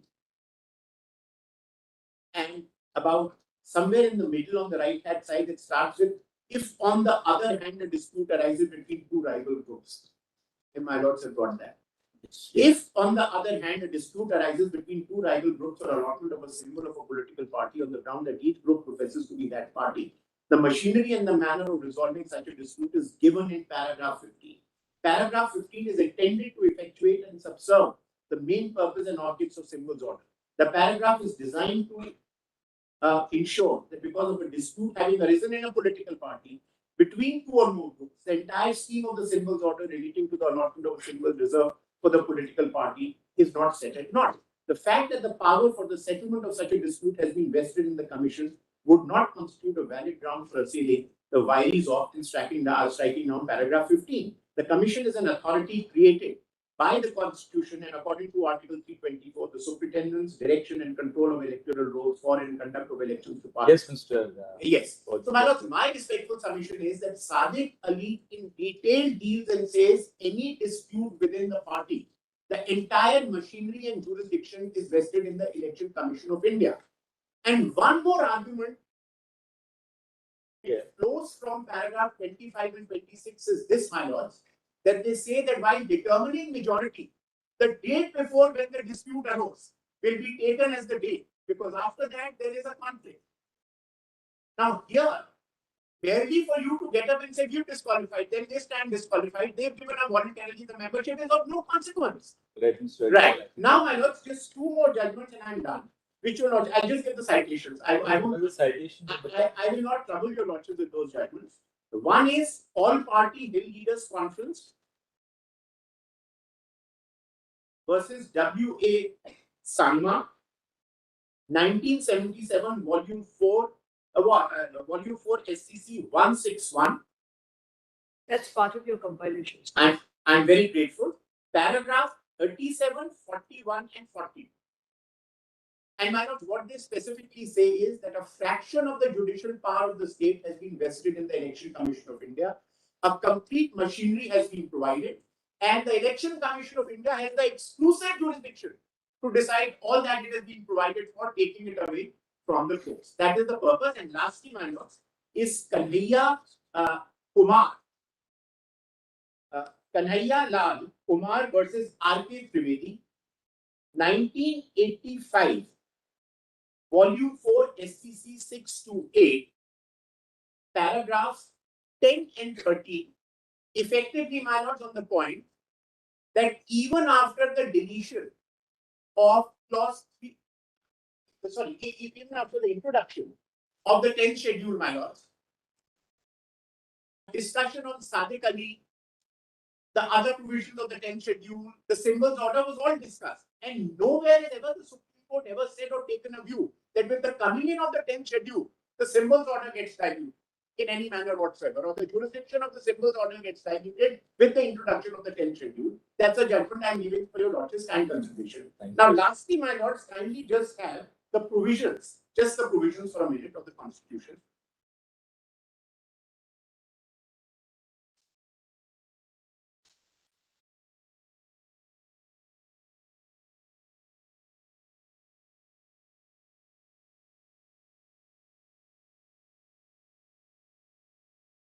Three provisions I just would request your lordships to see. First, clause 2 of the 10th schedule.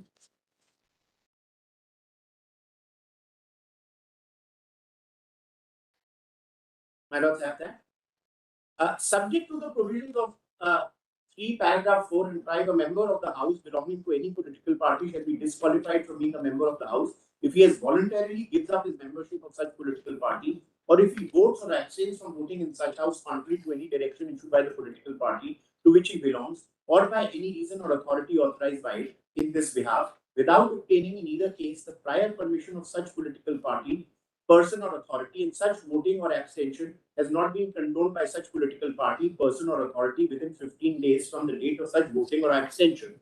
Now, kindly have, my lords, has the deleted portion of clause 3 which used to exist. My lords, has that as part of the page 15 of our compilation. Page 115 of our compilation. Yes. Volume 1. Where also, Yes. only reason I am citing it is, my lords, that and 4 both are political party and 1/3 of the members of the legislature party was used in 3. And similarly, as my lords pointed out in 4, the latter part of 4(2) has 2/3 of the members of the legislature party. So to pick up political party in isolation in 3 and say that look, it says political party, and that has to be decided. No. A constitution bench says that has to be seen from the lens of a legislature party. That is to be done in this matter. Now, my lord, lastly, the Maharashtra Assembly rules, just have them for a minute, because just for the completion of page 90 of our compilation, page 99, volume 1.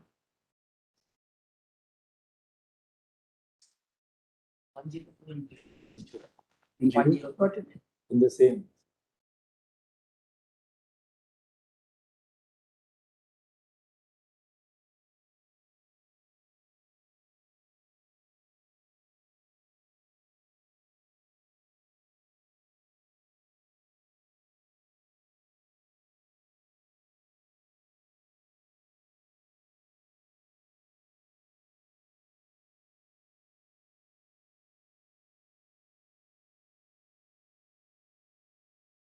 To F, leader in relation to a legislature party, the party whose by it, party chosen by it as its leader, and includes any other member of the party authorized by the party to act in the absence of the leader as or discharge the function of the leader of the party for the purposes of these rules. Then kindly have 2G. Member means a member of the Maharashtra legislative. Then rule 3.1 on the next page, 3.1 and 3.4, page 100. The leader of each legislature party, other than the legislature party consisting of only one member, shall within so and so, and kindly have A, statement in writing containing names of members of some legislature party together with other particulars regarding such members as in the form 1, and names of designations of members of such party who have been authorized by it for communicating with speaker for purposes of the rules. And then rule 3 subclause 4, when on page 102.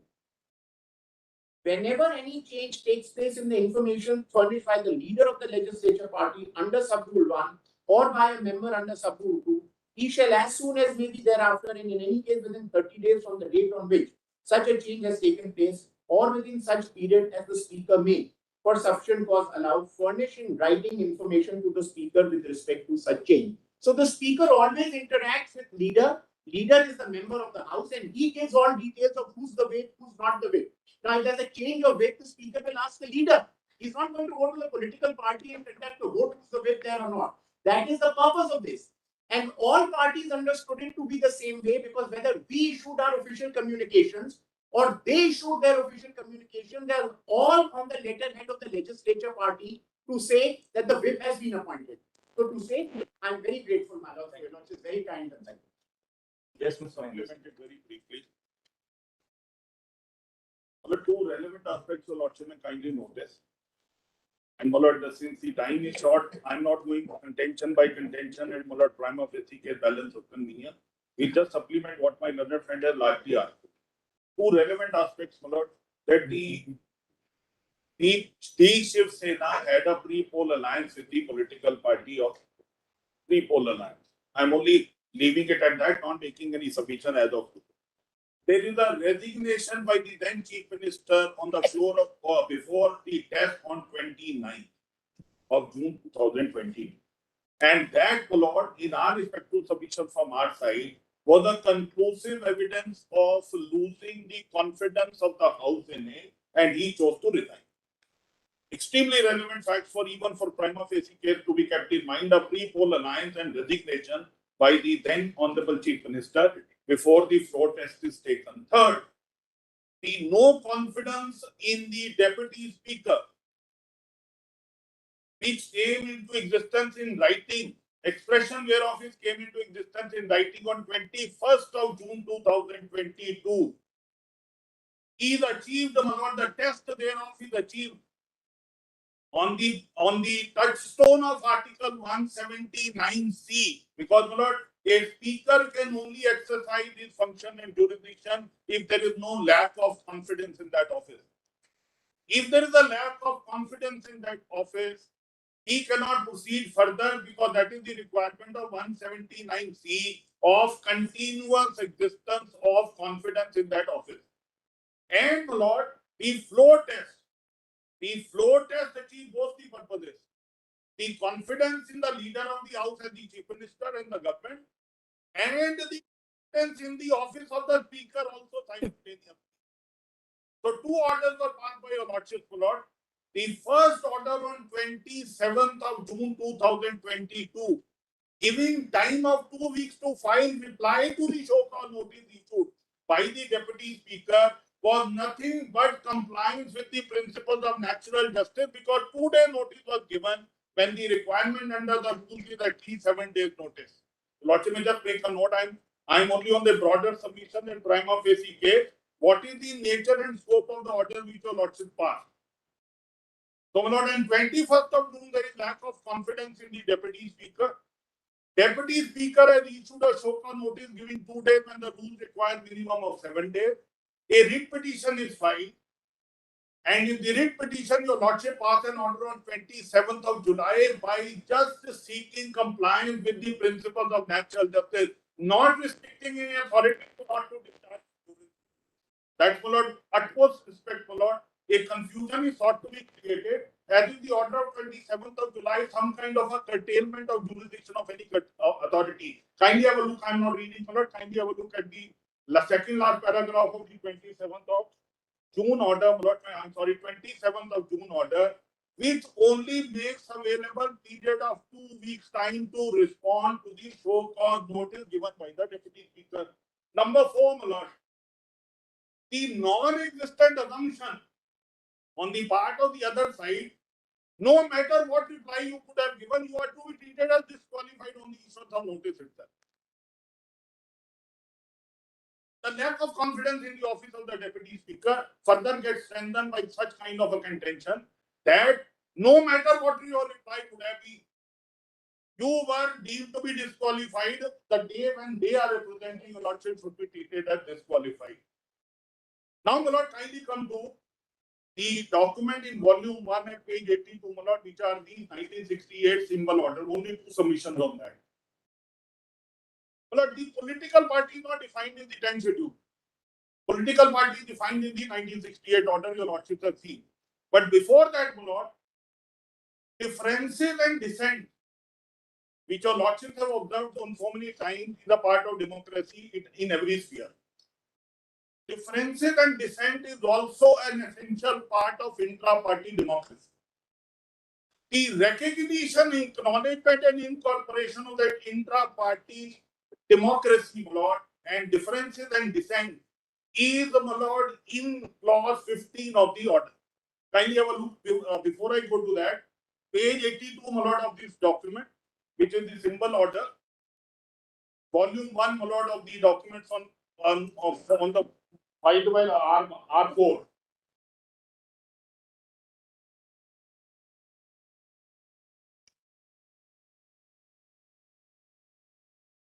The third paragraph, lord, whereas it is necessary and expedient to provide. And last line, my lord, recognition of political parties in relation thereto and matters connected therewith.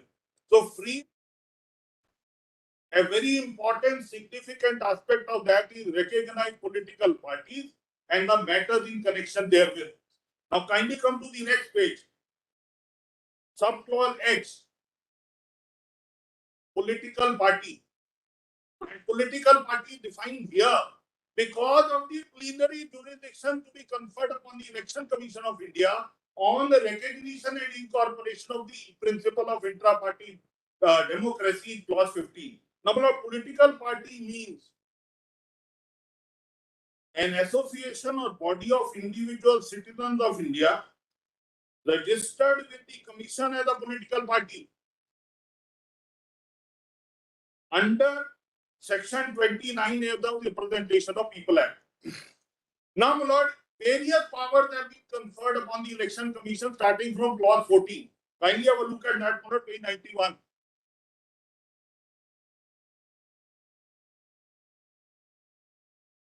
Clause 14. Page 91, clause 14. You see, my lord, the width and the plenary jurisdiction of the Election Commission, and it is all under 324 for conduct of free and fair election, where dissent differences even within the political party is the hallmark. Kindly have a look at that, clause 14.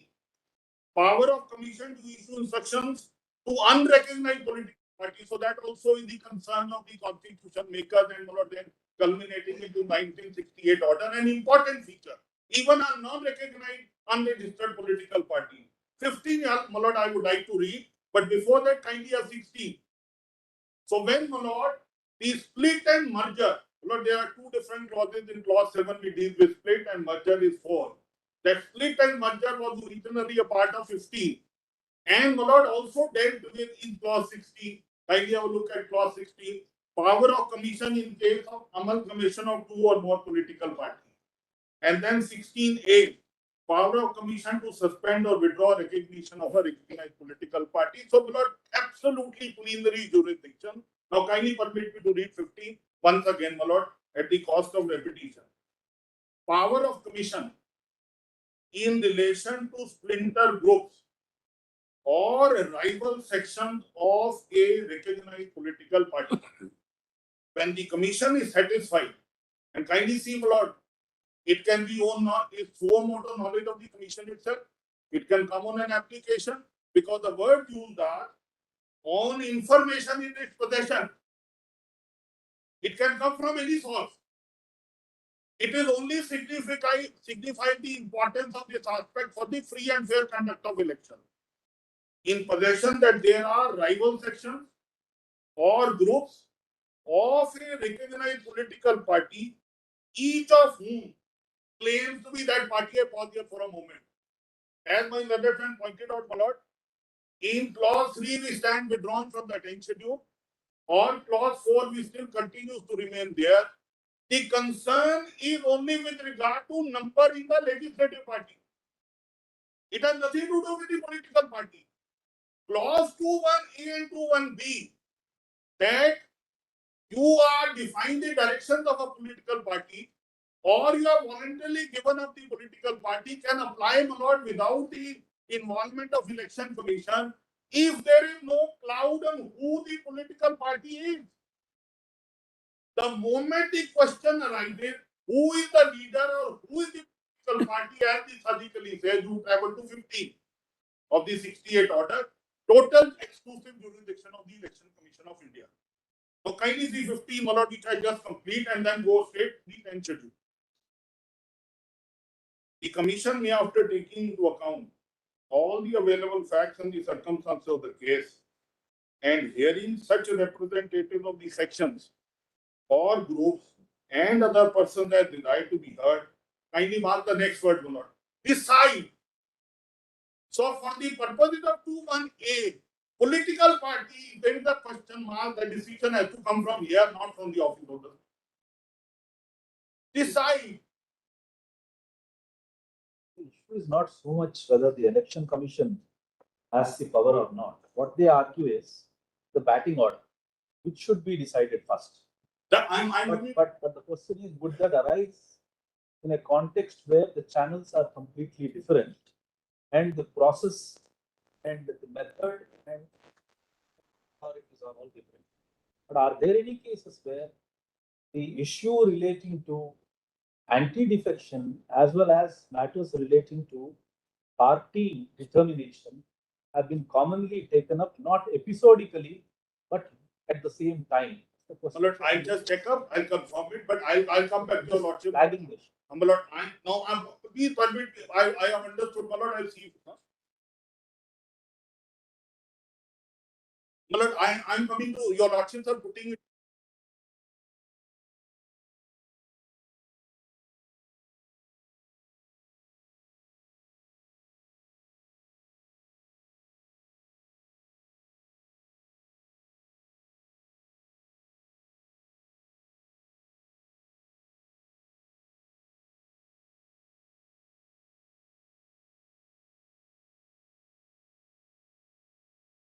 I'm sorry.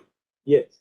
Lord, your lordships are putting it to me that in which order these two issues to be decided, because let us assume that the two issues does arise, that who is the leader of the party and whether that incident of disqualification has taken place or not. If these two issues are to be decided, it must be decided first. That's what your lordships are wanting to know. My lord, my respectful submission is this. I will need go to straight away to 1A and to 1B of the 10th schedule in a moment. But what I was reading here is the decision, who is the political party, who is the leadership, who has to give direction on behalf of the party, in the name of the party. That decision can only come from 15. Okay. Now I'm not only see the 10th schedule, but before that, kindly come to page 8 and page 10 of this compilation 1. Because if this is the position, my lord, taken on oath before this honorable court, where the writ petitions are filed on daily basis on every event taking place, after this position is taken up by the other side before this honorable court, ground D, my lord, I want to read only 4 lines and ground next page, page 10, para 36. Then, my lord, therefore, a contradictory position by filing a writ petition would not have been agitated, and that is the reason why no writ petition quali election commission jurisdiction or election commission proceeding is not filed. Ground D where? Ground D at page 8. And this is ground Well, that pages are at the bottom. On the top there is some page 38, but the running page of this compilation is page 8 and page 10. This ground D, Mr. Maninder saying, this ground Isn't the D writ is petition? part of the writ petition. Writ petition filed by them. No, my lord, your lordship must know, my lord, that on every event taking place after the floor test, they were filing writ petition. They have taken this position in this writ petition where there is no question of jurisdiction or proceeding further of the election commission. And they have taken this position. Kindly permit me, the last 5 lines in para D. Who is the Shiv Sena? Who is the Shiv Sena? The moment this question comes, my lord, it is also our common case. Exclusive jurisdiction is of the Election Commission of India. And they said so. And once they said so, my lord, there was no occasion for them to file any substantive writ petition questioning that position, because they can't live with the inherent contradiction in their stand. Now, my lord, if that is the position, will your lordship permit an interim application to be filed in some other writ petition? Kindly see who is the Shiv Sena. That is the domain of Election Commission. Admittedly, recognition of Shiv Sena and leadership by so and so has been endorsed by the Election Commission, and there is no dispute. Now, kindly see para 36, page 10, next page.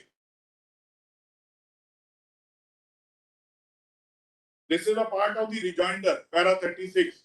After our stand was filed to this writ petition, they filed a rejoinder. So, original position is the moment question arises, who's Shiv Sena? Election Commission. Kindly see 36, third line. If the delinquents were so keen on a change in party leadership, they ought to have approached the Election Commission in the first place. So what did I came for? I came for extension of time, which is in violation of the rule, only 2 days, and I asked for 2 weeks. 2 weeks is granted by your lordship. Compliance of natural justice. That has nothing to do with either the office of the Speaker or the Election Commission of India. All right, Mr. Mandar. Yes. Only 2 minutes. Kindly come to 2. Kindly come to 2, but not the 10 schedule. 10 schedule. Only about 2 minutes and I'm done. All judgments are cited. I have nothing for this hearing. But kindly come to 2-1. There is no political. Mr. Maninder Singh, it is read and re-read and re-read. Only 1 minute I will take. You're not. Otherwise, we will have to hear Mr. I will just clear it in 1 minute. 2-1A. 2-1A and 2-1B. The last word of political party and in the contrast in clause 3.2 which is deleted and clause 4.2 of the merger and the split, it's legislative party. Now in this, who is the political party and who can issue validly law direction to the political party? Unless that question gets decided, there is no ambiguity in that regard. Speaker has no jurisdiction. And that is why the order is that once such question arises, EC will decide first. And that is their petition. Ground D and para 36 in rejoinder. Grateful, Mullah, I am deeply obliged. Thank you. Yes, Mr. Nani. Very brief. I realize your lordships are very keen to hear a detached voice rather than partisan interest. So I'll just state my proposition. My learned friends have dealt comprehensively with the distinct jurisdictions of the Speaker and the Election Commission. One decides disqualification of MLAs in the House. The EC decides intra-party disputes. Now, the question of disqualification, and what incidentally I hope to answer my Lord Narasimha's query.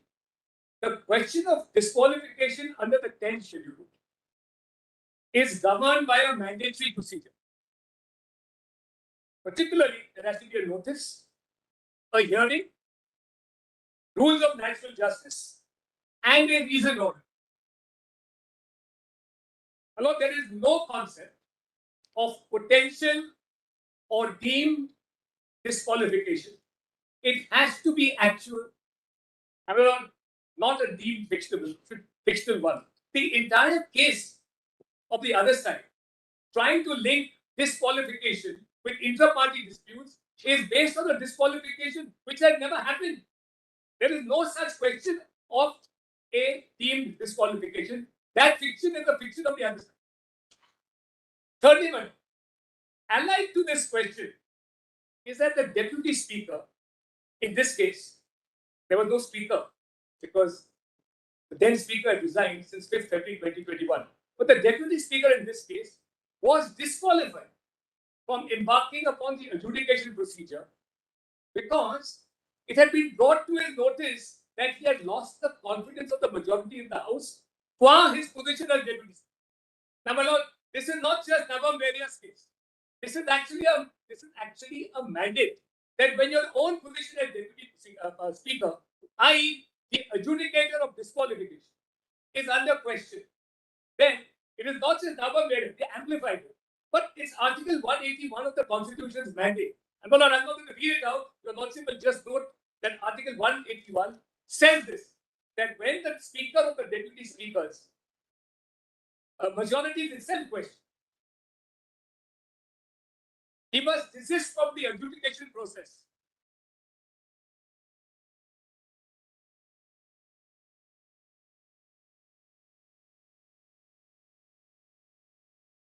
Now, it's not just Nabam area, which is one of the questions of law propounded. Nabam area does say so. And we're having a second look at it, but also Article 181. Then we've got two more propositions. Yes.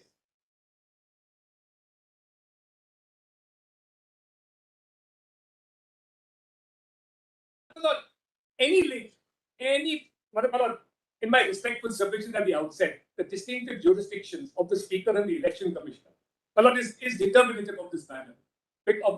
Now, that's almost conclusive. But my lord, any possible link between disqualification and the powers of the Election Commission to deal with inter-party disputes has been snapped by the very important event of the Chief Minister resigning on the 29th of July 2022.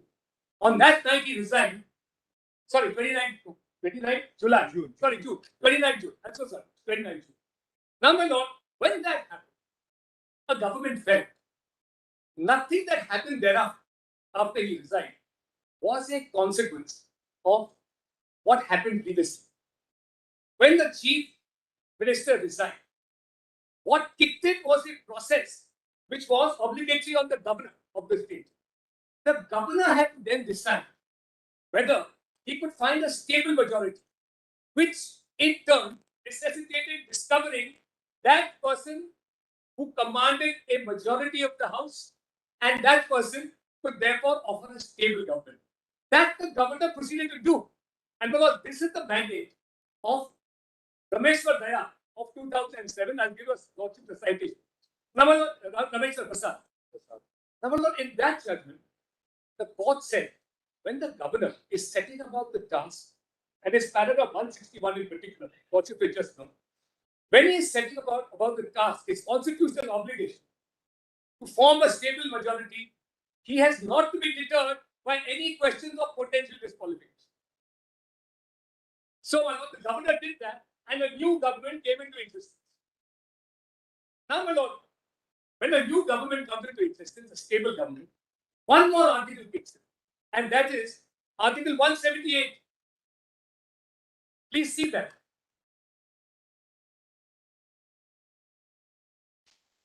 To give the citation of Rameshwar Prasad. Yes. 2006 to SEC page 1.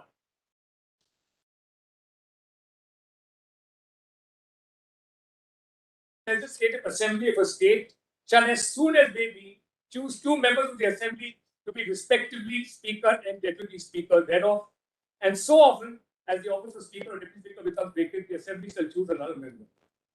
Now, on the new government being formed, an election was held for a new Speaker. This was the mandate of 178. A new Speaker now has taken, and he took office after the vote. They participated in that vote and they lost. There is now a new Speaker.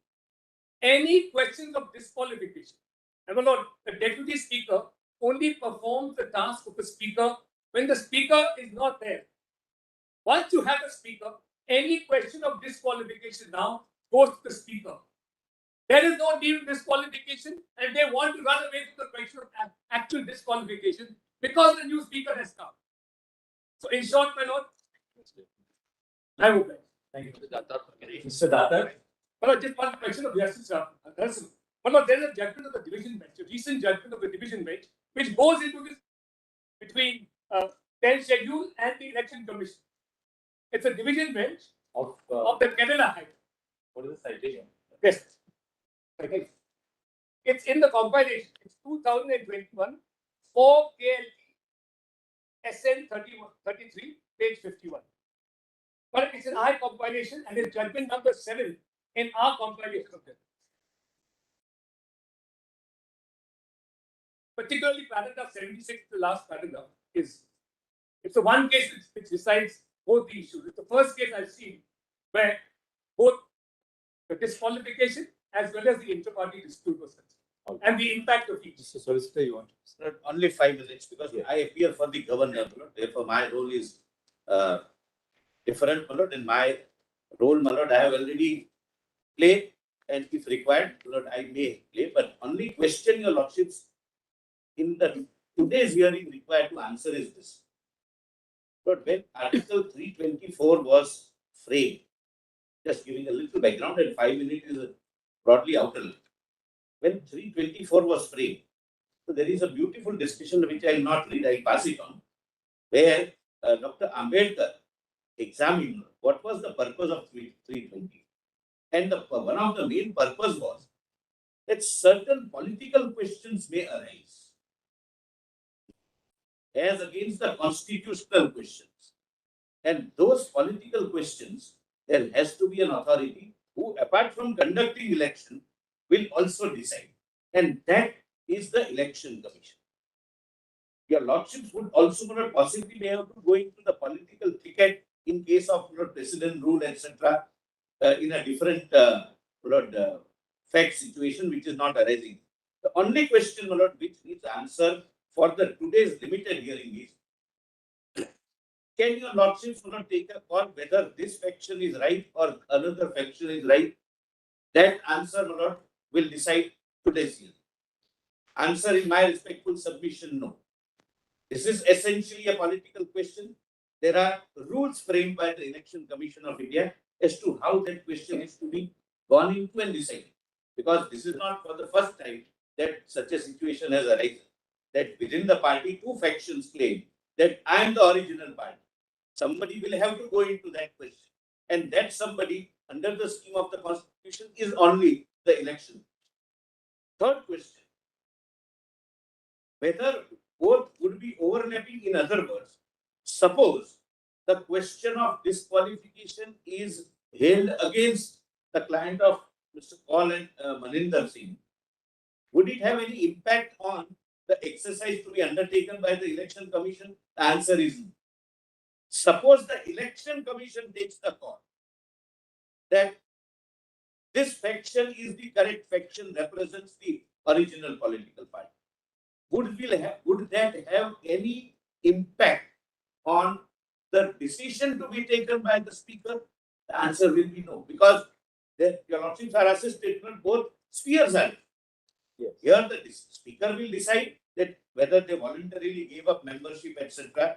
They would argue that we are within the party, but within the party there is a freedom of speech and expression which we were exercising. That is for the speaker to decide.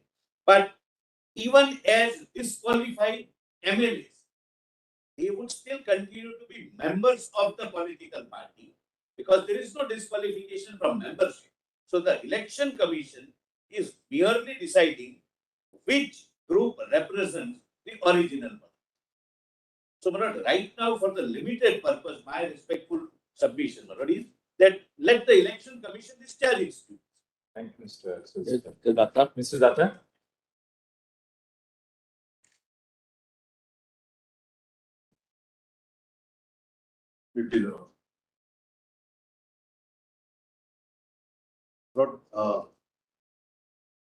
My submission earlier are that the functioning of the Election Commission is completely different and independent from the role of the Speaker in the scope of the 10th schedule. In fact, Lordship sees the 10th schedule. The heading refers to C Articles 102 and 191. We let first go through that. Lordship just takes 10th schedule.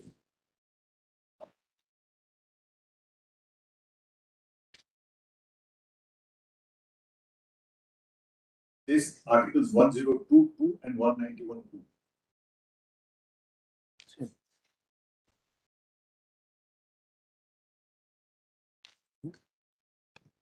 Yes. And bro, since we are referring to a state assembly, I will confine myself to Article 191. So, Lordship, Lord, I want to show the constitutional provisions and the statutory provisions which show that the Election Commission's role under the Representation of People Act 1951 is completely independent and completely different from what happens in the 10th schedule. If your Lordship now comes to 191 of the Constitution, Lordship will note, along with the insertion of the 10th schedule by the 52nd Amendment, they also inserted Article 102.2 and 191.2.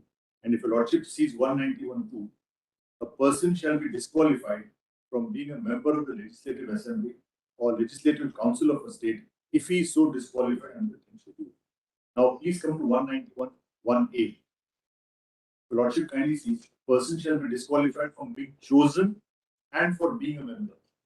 So, my lord, there are two types of disqualifications.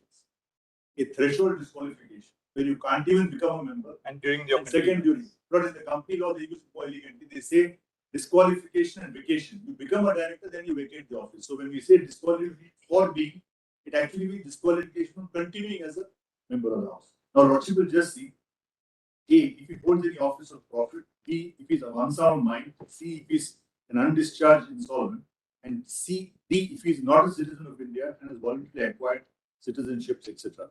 And E, if he's so disqualified under any law by or any law made by Parliament.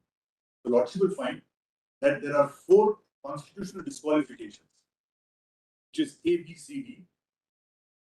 The 5th constitutional disqualification is 191(2). And if your Lordship sees what is 191(1)(e), if he is so disqualified or under any law made by Parliament, Lordship has to look at the Representation of People Act 1951.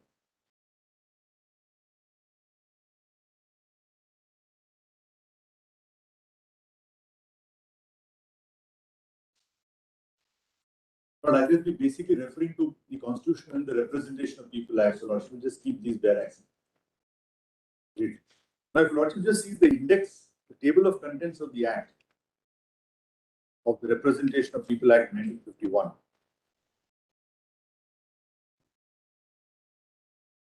My Lord will find that as far as the Representation of People Act is concerned,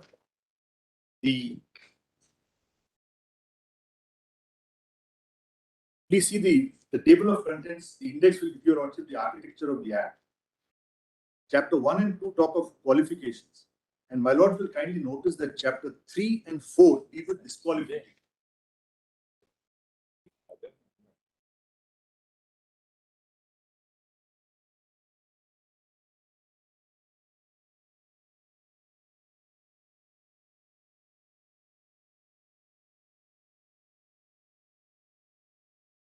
Yeah, it's a very small act. I just, in order yesterday, we said 50. I just told him I had a recollection that I did. Yes. 50. In fact, the statement of office and reasons say that 50 Act is very short, so we have to expand it further.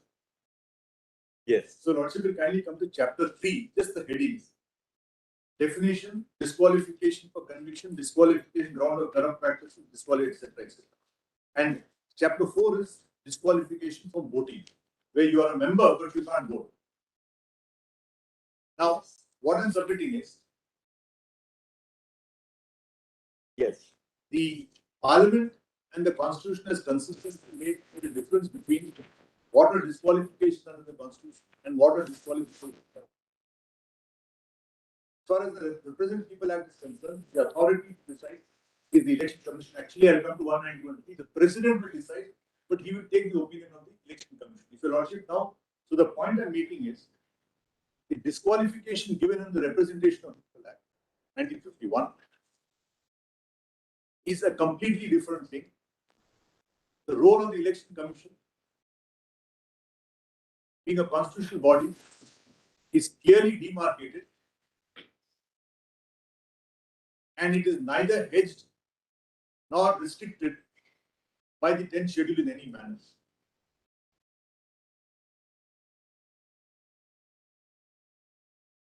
If your Lordship now comes back to 191, the next section 192, Article 192.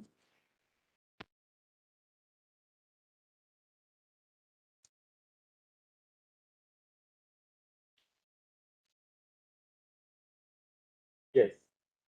If any question arises, 192. And Lord, this is equal to 103. Lord, just makes a note. Parallel provision Parliament is 113.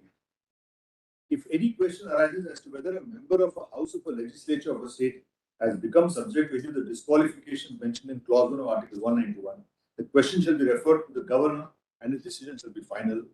2. If before giving any decision on any such question, the governor shall obtain the opinion of the Election Commission and shall act according to such opinion. So, disqualifications in clause 1 there are constitutional disqualifications plus under the Act. These are decided by the governor, but he will take the opinion of the Election Commission. Now, yeah, and Lordship will kindly note the governor shall obtain the opinion of the Election Commission. So he has to. So the Act very clearly demarcates the role of the Election Commission as quite distinct, separate, and the parameters are prescribed. Now let's go to the 10th schedule.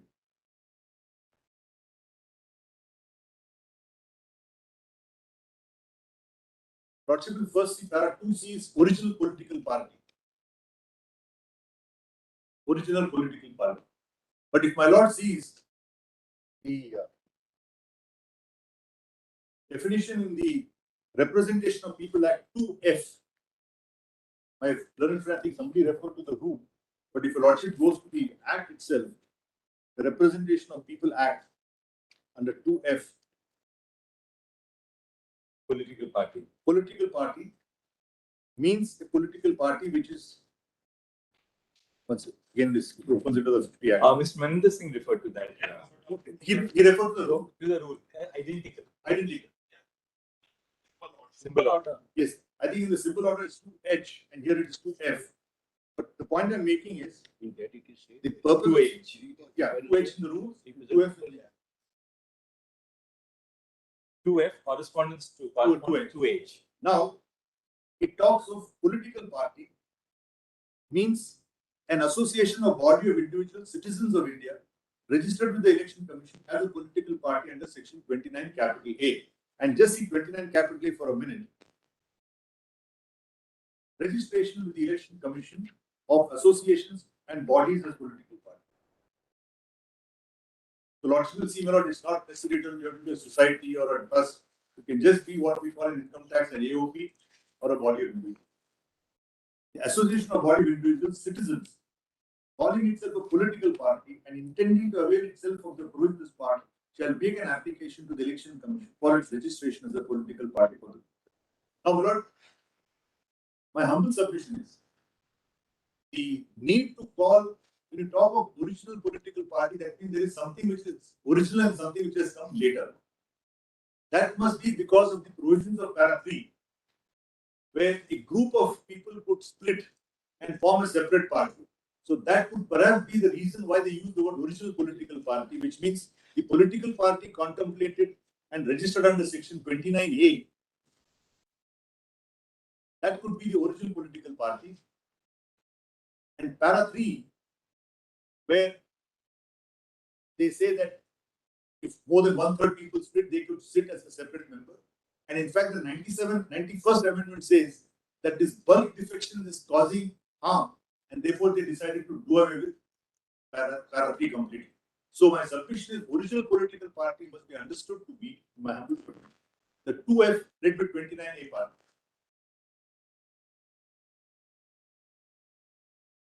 That is the party which is registered with the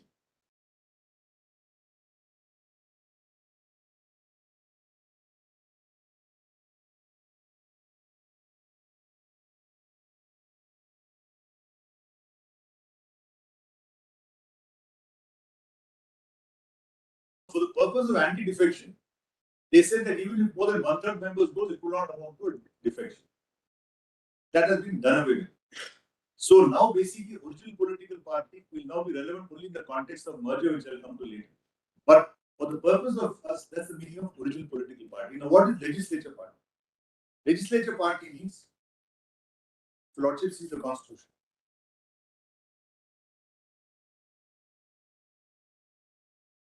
Legislature party in relation to member of a house belonging to any political party in accordance with provisions of paragraph 2 or paragraph 4 means the group consisting of all the members of that house for the time being belonging to that political party in accordance with provisions.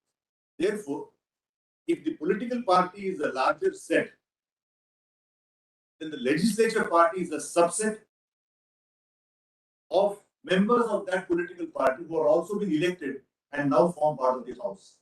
It is quite possible that you can have a political party with no legislature party. It's not that every political party has MLAs and MPs.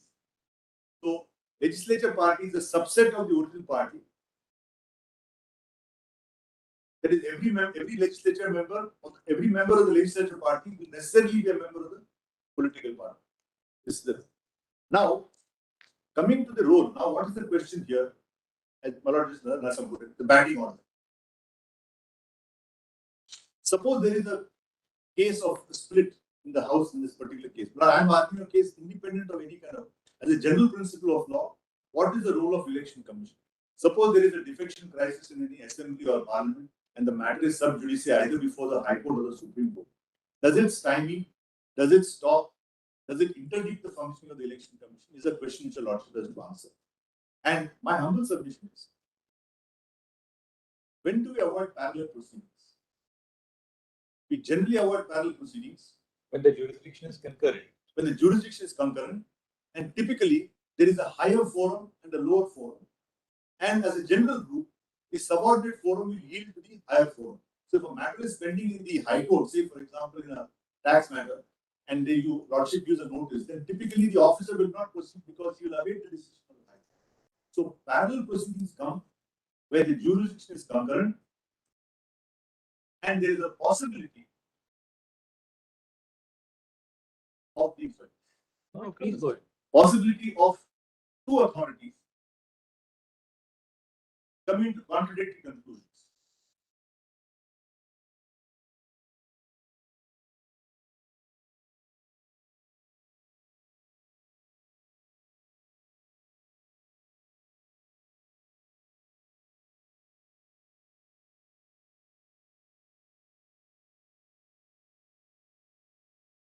The second point I would request the lordship to kindly consider: 10th schedule is legislature or member specific. Regulation 15, para 15 of the symbol order is party specific.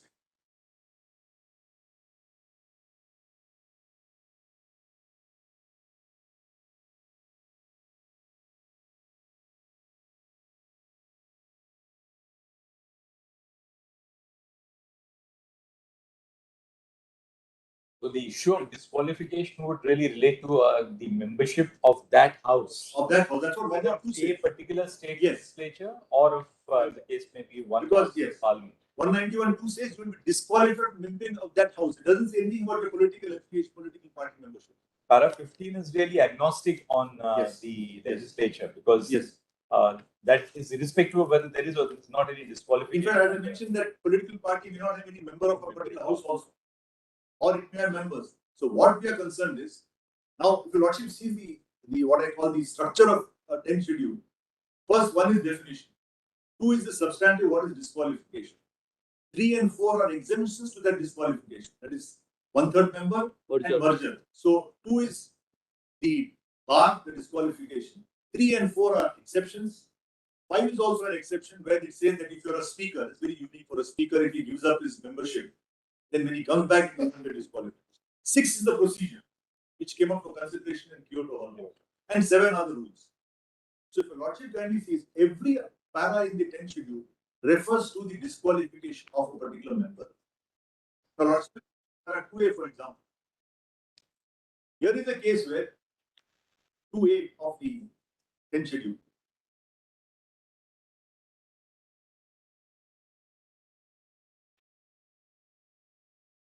I'm trying to say, Manoj, that the fields are completely different. The territory is completely different, so to speak. Ballot kindly comes to 1A. A person who has voluntarily given up his membership. Now, Manoj, it is absolutely common sense that if a person is given up his sense, he's now going to file an application in clause 15 of the symbols order. People who come for the symbols order are saying, look, we are in this party, the rival group is in this party. Please decide who's the real party. So 2-1A will never apply. What is 2-1B? You violate the whip. So the role of disqualification is basically a person who gets elected on a particular ticket, then leaves the party and comes to it, then you get disqualified. The only point really, Mr. Datar, is that the issue of giving up the membership of a political party within the meaning of 2-1A Yes. is not confined to your activities within the house. Yes. In my submission, Lord, I would submit that will partly depend on, because what I'm submitting is, If a Because lordship, voluntarily giving up the membership of a political party is not confined to what you do within the folds of the House. Unlike 2(1)B, which is votes or abstains from voting in the House. yes, But 2(1)A is much broader. true. Voluntarily gives up membership of a political No, party. no, I'm sorry. I absolutely no And problem with that. therefore, the Speaker's power to determine that is not therefore confined to what takes place within the fold of the House. Lordship will see there are case laws which say, what is the meaning of voluntarily giving up membership? There are judgments which say, if a particular member of party X has attended all the meetings of party Y, he has participated in the functions of party Y, then has he given up his party or not? So in some cases they said, yes, it's amongst giving up membership. But that's really outside the scope of this reference. That's why I didn't. So when you say voluntary, Lordship is right. That's why under clause 6, the speaker is called upon to say that Mr. X, he attended the rallies of this party. But the reported judgments are there, I can circulate them. He attended the rallies of this party. He attended the meetings of this party. He was seen in this particular party. The Supreme Court has said no, but his name is still continuing the register of members. Therefore, he has not given up.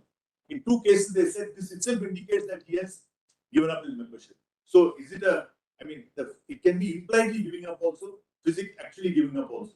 But what I'm submitting is. But one thing is very clear that 2(1)A as well as 2(1)B is member specific. Yeah, member specific.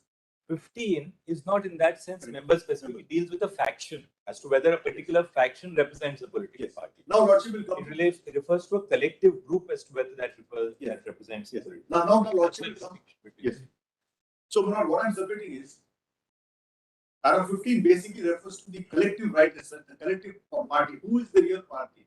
And if your Lordship now comes to paragraph 15, which your Lordship saw a number of times, I won't go through it again. And if your Lordship has seen Sadiq Ali several times, I won't repeat it. But the first 2 paragraphs are very interesting. How did this problem straight away come about?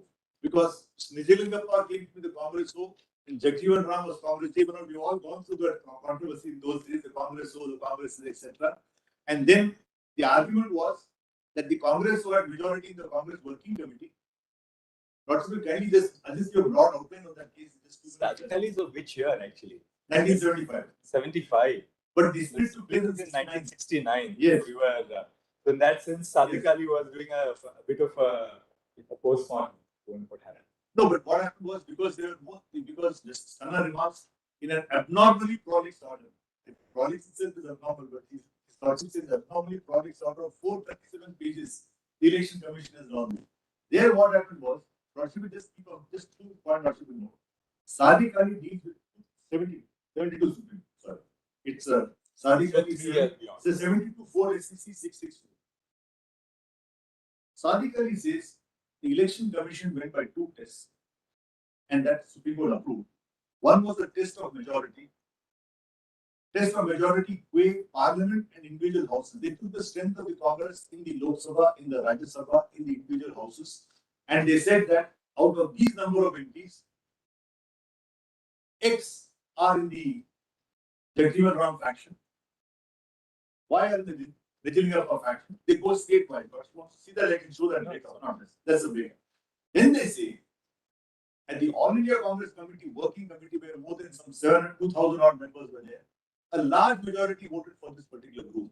And therefore, the election came to the conclusion that the actual Congress was the Congress J and not the Congress O. And the court said nothing wrong with it because they have gone by test of majority in this. The point is not what they adopt. The point is, Election Commission is free to decide as to how it tests the majority. And by and large, what they're doing is, and I've got cases in my compilation. We had recently problems in Tamil Nadu where who was the correct member of the All India NDTV. Hearings took place, they came right up to the Supreme Court. And what the Election Commission they take a complaint, ask both parties to give their submissions, then evidence, affidavits, etc. are admitted, and then inquiry. Now, please see my notice under paragraph 15. I am humbly submitting that this notice has nothing to do with the election. Chapter.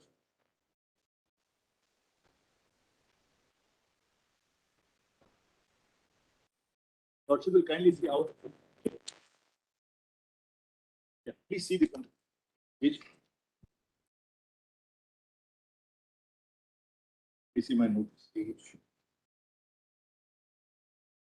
No. The notice, section 15 notice. Para 44, page 44. Yeah. Lordship will see para 40, page 44 of R4 compilation, volume 1. 22nd July 22. Documents. Yes. Document number 9. My lord is gone. Document number 9. What is it? What It's is in the it? Sadiq Ali compilation. No. It is the compilation of respondent number 4. Volume 1, respondent number 4, compilation of documents and rules. And this is document number 9. Notice Yes. of 22nd. 22nd, your my lord is right. 22/7/2022. Page number? Page. Page 44. So the pages are coming at the bottom. Yeah. We have got total 118 page. Yes.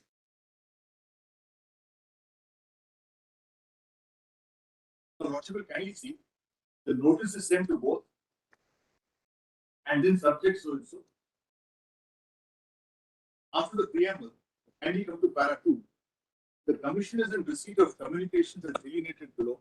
She so and so member of parliament and secretary of party on 25/6/2022 intimated the commission about the alleged anti-party activities carried out by some of the MLAs under the leadership of so and so and objected to establishing any political party using the names Sena or Bala Sahib. Ani so and so forwarded 3 letters dated so and so. And so he gives a comment. Then Sri Ani so further email it an affidavit of so and so. Now kindly come to E. Sri Eknath Shinde on 19/7/22 filed a petition before the commission titled as so and so on the para 15 of the election symbols to declare the group led by Eknath Shinde as Shiv Sena and allot the party symbol of bow and arrow to the group. Eknath Shinde, the above petition, I mentioned that. Then he goes on to 1, 2, 3, 4, 5, 6. Now please come to para 3 at page 47. Now this is the standard format we file whenever we get a complaint. We say who has made the petition, what is the gist of this complaint, what is the other side. Please come to para 3.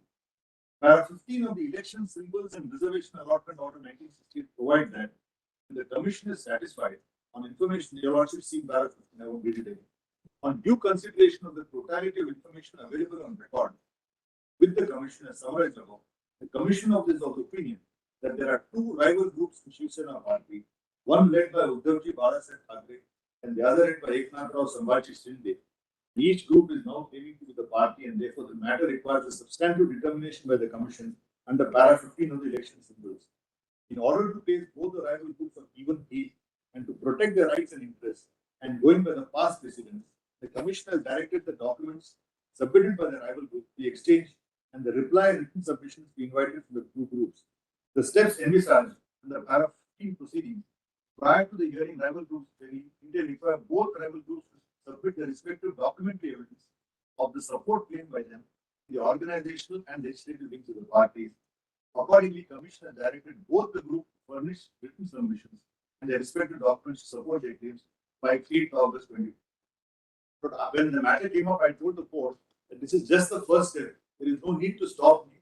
Let all the inquiry go on, meanwhile the matter. But then the court said, please furnish documents you asked for. Now, if your lordship sees the notice, it has got nothing to do with the membership of any person of the party or of any house. There is an MP or an MLA.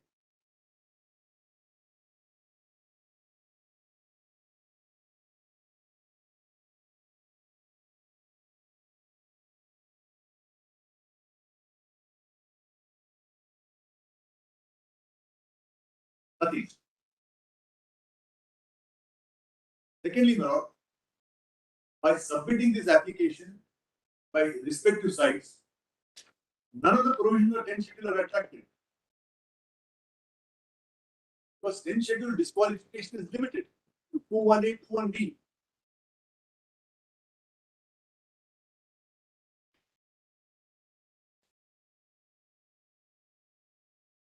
So my submission is, as somebody mentioned, para 15 is like the inner party democracy. Suppose as the party grows, there are bound to be groups, bound to be factions, and ultimately who claims superiority?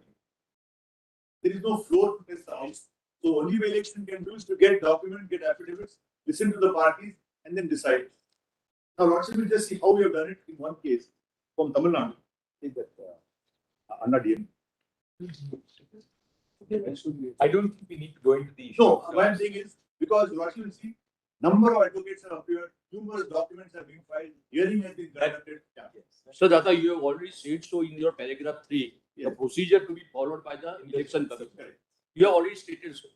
Thank you, Mr. That- So my humble submission is not only in this case, but as a general rule, my humble submission is whatever happens on the floor of any particular house of parliament, that will be completely independent. It will not impact the function of the election commission in any case at all.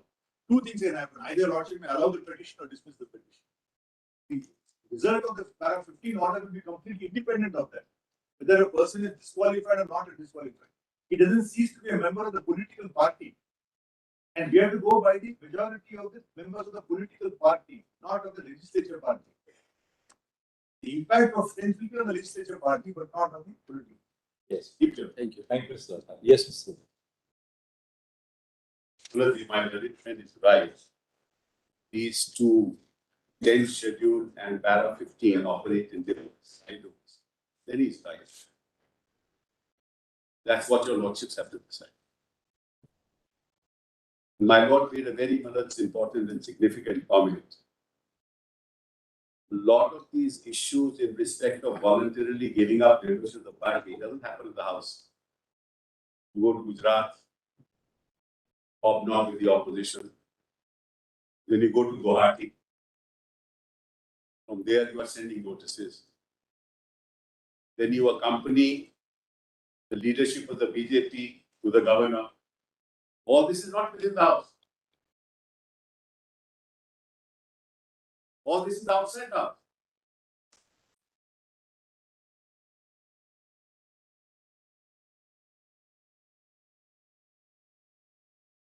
And the speaker will have to consider, for the purposes of coming to the conclusion, whether you are voluntarily giving up membership of the party, not the house.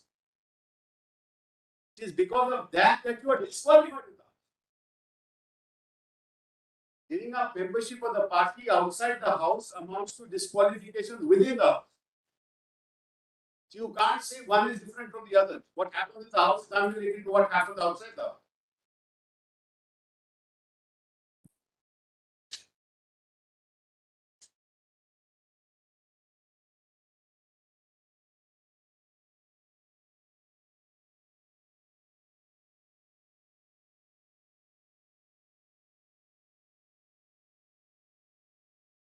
And the election commission can't say, I'm not concerned with any of that.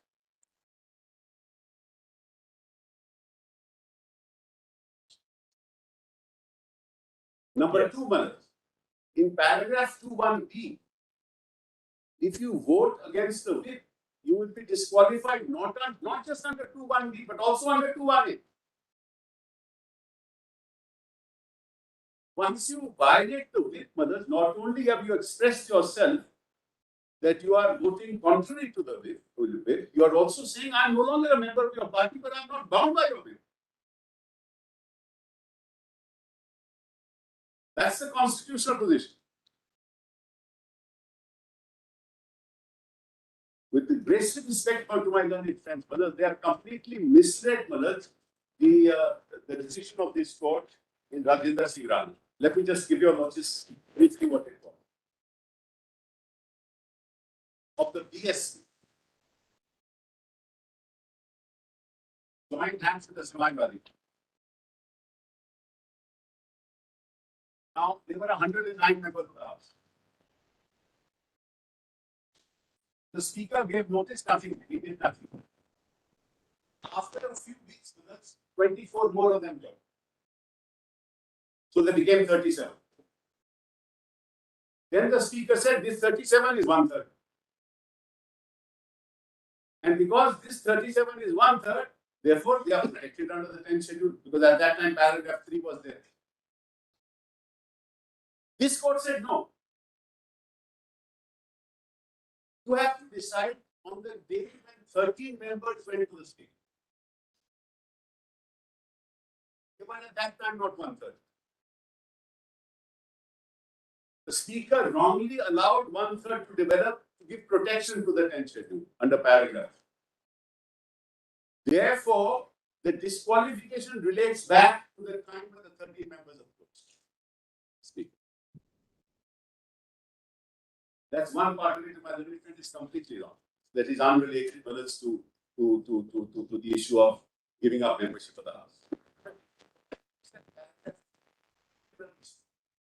When paragraph 3 was, before it was deleted, very interesting. It is integrally linked with the political party. Kindly see our compilation of statutes.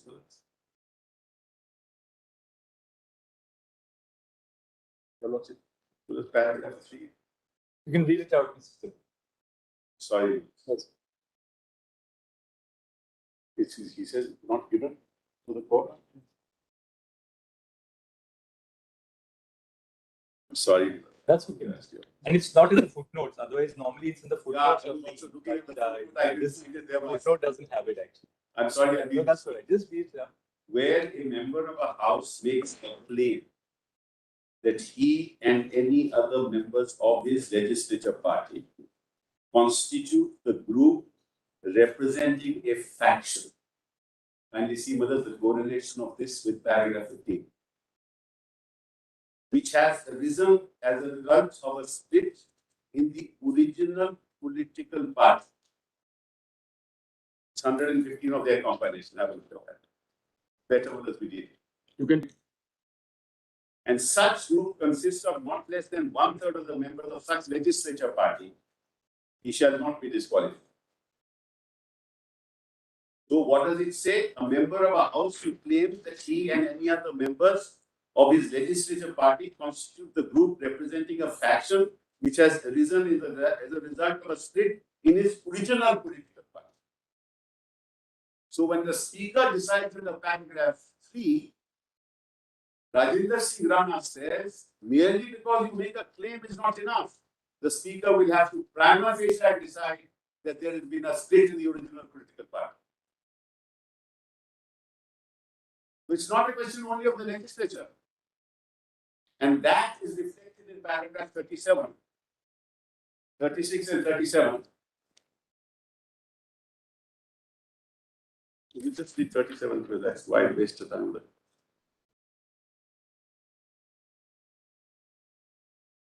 This is 1074 SCC model I have. In their compilation is 192. Para 37. I'm reading 36 and 37. 192 models probably.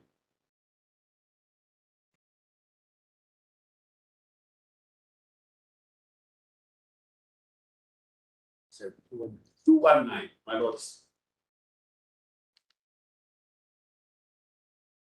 Plus 219, they are quoting Jagdeep Singh Miller's paragraph 69. The lords, my lord, just that's in italics, not in italics, but in intent. My lords have that. Apart from the above, the acceptance of the contention that only a claim is to be made to satisfy the requirements of paragraph 3 can lead to absurd consequences, besides the elementary principle that whoever makes a claim has to establish. It will also mean that when a claim as to a split is made by a member before the Speaker, so as to take benefit of paragraph 3, the Speaker, without being satisfied even prima facie about the genuineness and bona fides of the claim, has to accept it. It will also mean that even by raising a frivolous claim of split of original political party, a member can be said to have satisfied the stipulation of paragraph 3. The acceptance of such a broad proposition would defeat the object of defection law, namely to deal with the evil of political defection sternly. We are of the view that for the purposes of paragraph 3, mere making of claim is not sufficient. Prima facie proof of such a split is necessary to be produced before the Speaker so as to satisfy him when such split has taken place. This is contrary to what my learned friend argued, completely contrary. Now see 37. Thus, in the above decision, it has been clarified that it is not enough that a claim is made to have a split in the original political party, in addition to showing that 1/3 of the members of the legislative party have come out of the party, but it is necessary to prove it at least prima facie those who have left the party will have prima facie to show by relevant materials that there has been a split in the original political party. And my learned friend argued that no, in Rajendra Singh Rana, they have said we are the original political party is not concerned with the split in the legislature. It's just the contrary.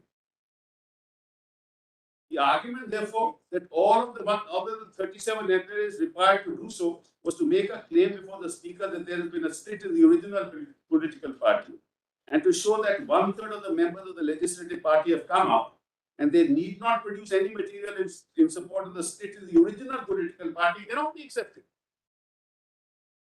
The argument that the ratio of the decision and justice required to be reconsidered does not appeal to us. Even going by Ravi Naik, it could not be said that the learned judges have held that a mere claim in that behalf is enough. Now, what's important here, and this is the significant part, having done away with paragraph 3, now consider the consequence. Now there is no question of majority minority. There is no question of 1/3, 2/3. You have to abide by the discipline, and the only defense is paragraph 4. To say, therefore, the whole argument is that I am 40 or I am 30 or I am 20 is neither here nor there.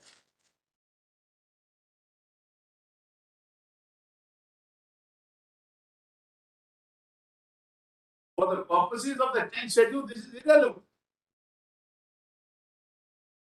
So what has happened is, I am the party, I am the Shiv Sena. I am recognized by the speaker as the Shiv Sena. You are members of the original political party who are represented in the House. You have done an act contrary to, in collaboration with others belonging to the opposition party, done acts which amount to voluntarily giving up membership of that party.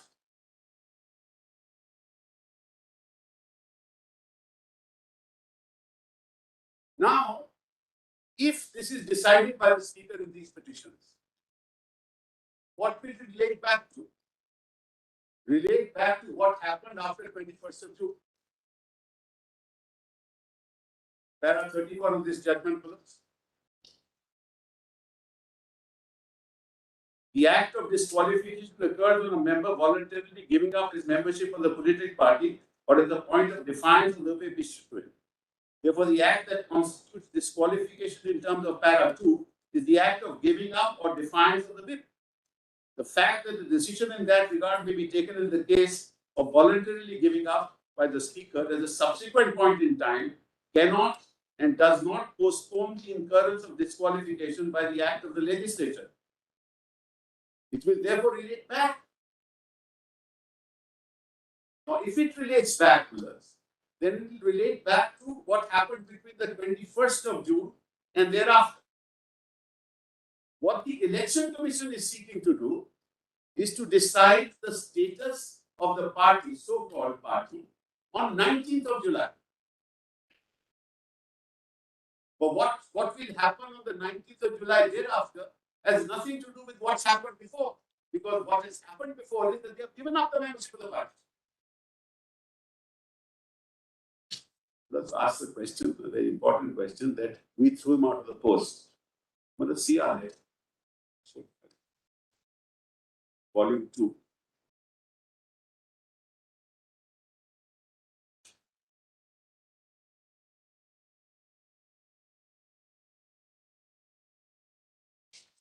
First, we show the letter to the Election Commission.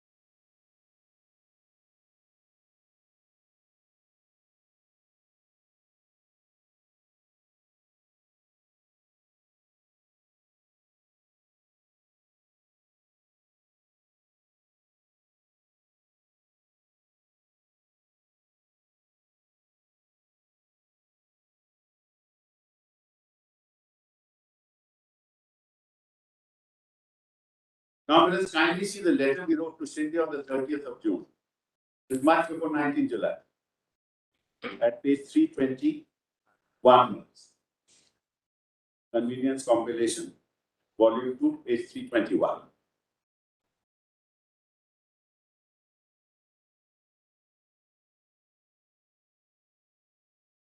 Yes. Dear Mr. Shinde, you have been indulging in anti-party activities and have also voluntarily given up membership of Shiv Sena. Therefore, in exercise of power vested in me as the Shiv Sena Paksh Pramukh, I remove you from the post of Shiv Sena leader in the party organization. So, Malas, I tell him that you have already by wax given up membership of the party. So it's not a question, Malas, of removing him from the post. Now see the letter we write to the commission at page 333.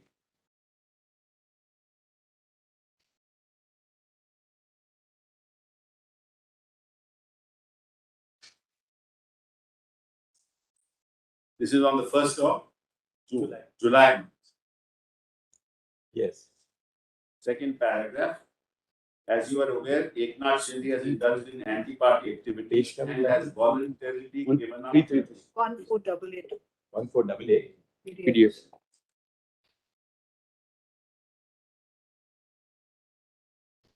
As you are aware, Shri Eknath Shinde has indulged in anti-party activities and has voluntarily given up membership of Shiv Sena. Consequently, he was removed from the position of Shiv Sena leader in the party organization set up by Shiv Sena Paksh Pramukh Shri Uddhav Thackeray in terms of party. Just to mention that he was not an elected member in the party organization. He was nominated by the leader. Uddhav Thackeray is the president of the party from 1990 to 1923. I still remain the president of the party.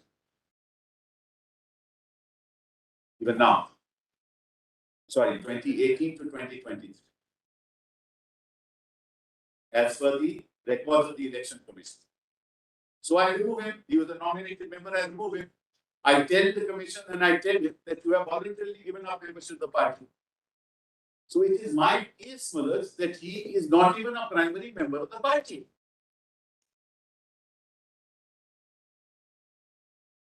Not by virtue of the fact that I have thrown him out.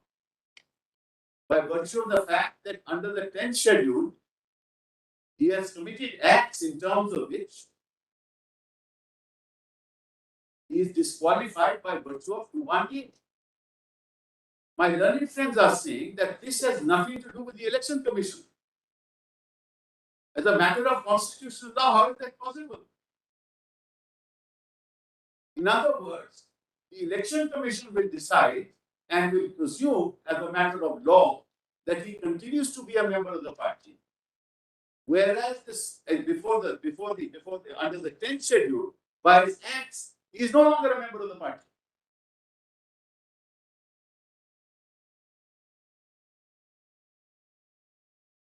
So, Manas, how is that possible to say that no, these are two different cycles?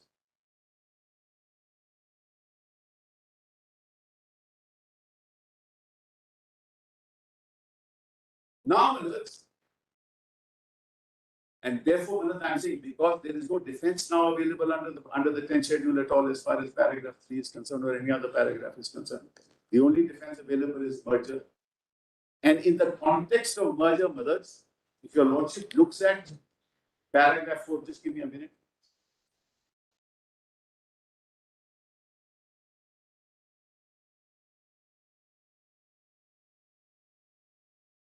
Very interesting.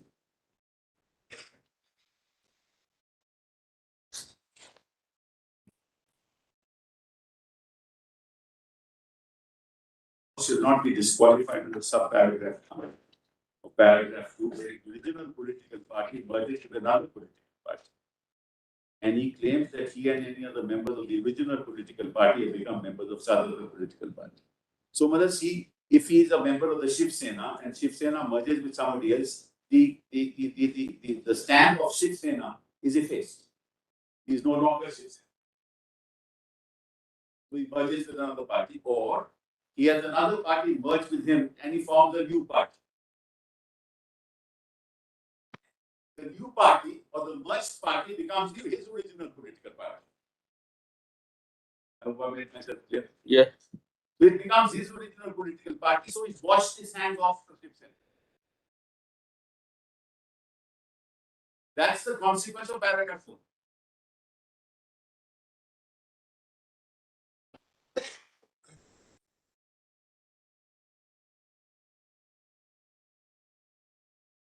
Then he can't maintain a petition under paragraph 15. Because he's either merged or he's found a new political party. And those who are left behind, that is, who are less than 1/3, because 2/3 makes others, those belong to the original political. In this case, Mother, us, of course, in the absence of a merger.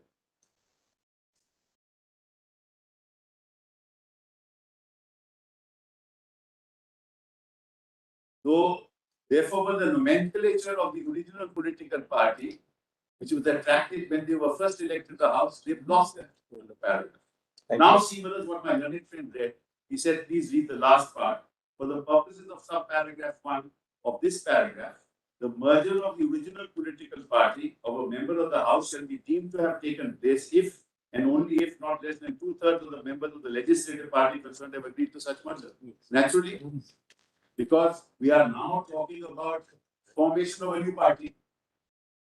Therefore, you are no longer the original political party. This will take a bit of time, but I'm not happy.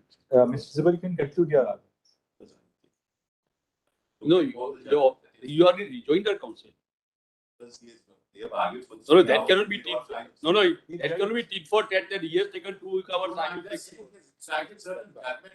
All right, again, Mr. Sibal, you can deal with the judgments. You can tell us what the point of distinction, what we've been noting along is you go along and what the point of difference is. I have no problem. I can finish it. Now, therefore, now let's come to paragraph D. Paragraph D of our my colleague Maninder Singh cited paragraph D of our petition. Okay, the ground. Ground. yes, the grounds. What your prayers. What I was saying is there are certain judgments that have been cited which are wholly inapplicable. I just want to point out that there are 2 other judgments. It's all right.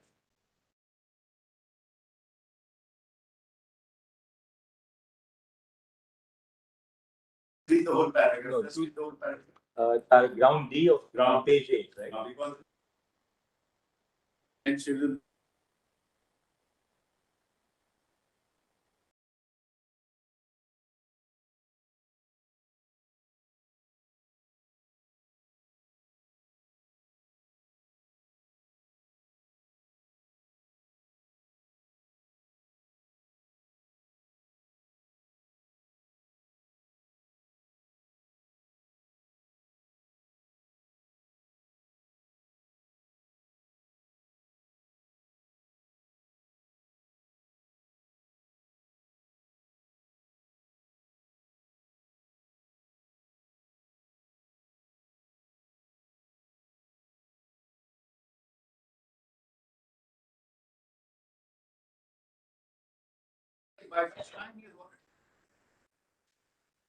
That's the point, Manu. But that will be considered, Mr. Council, at the time when we consider the question of disqualification. But if you lordship allow the election commission to go on and hold, and that's the point, brothers.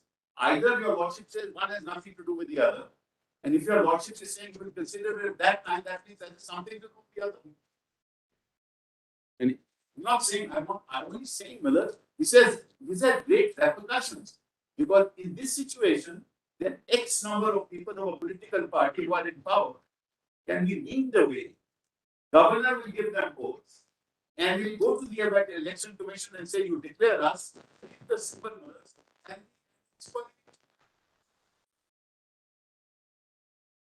that's the consequence, which is sought to be prevented by taking away the third paragraph 3 of the 10th statement. The whole purpose of taking away paragraph 3 is let's not have any space.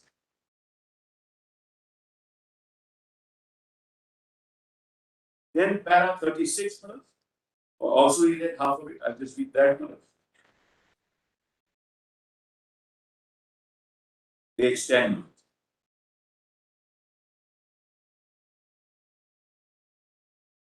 On the contents of paragraph 24 to the 24 to 32 are denied. It is submitted that clearly claiming the support of a majority of SSLP cannot be looked at in isolation. If the delinquents were so keen on a change in party leadership, they ought to have approached the Election Commission in the very first place itself. Having committed a series of anti-party activities culminating in the blatant violation of Whip 37 as well as of 47, and having read the writing on the wall as to their imminent disqualification from membership of the Assembly, the splinter group has now rushed to the Election Commission to claim that they are the real Sena. Well, this is what they did. They did it on the 19th of July, knowing full well that the writing is on the wall. Then, my learned friend cited two other judgments.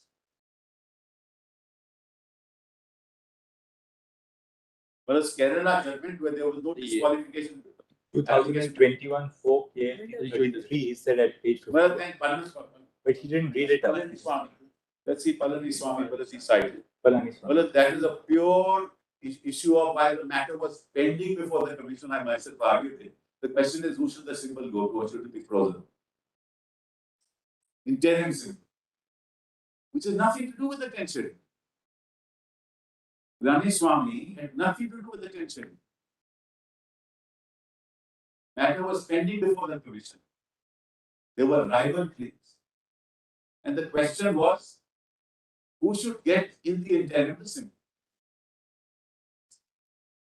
What has that got to do with this issue? The third judgment my learned friend cited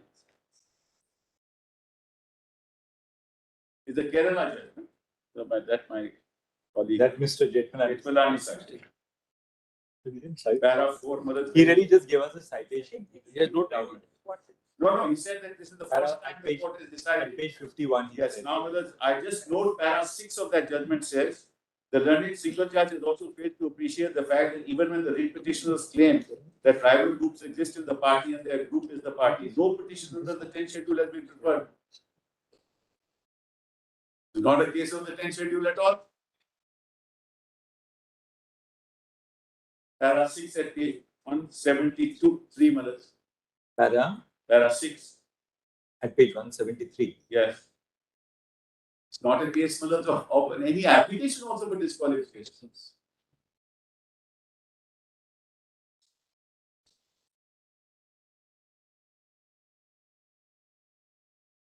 Then he cited Kanhaiyalal Umar. Now, Kanhaiyalal Umar, brothers, it is a writ petition challenging the power of the commission under the symbol law. The violence of the symbol law. What has that got to do with disqualification? That's Kanhaiyalal.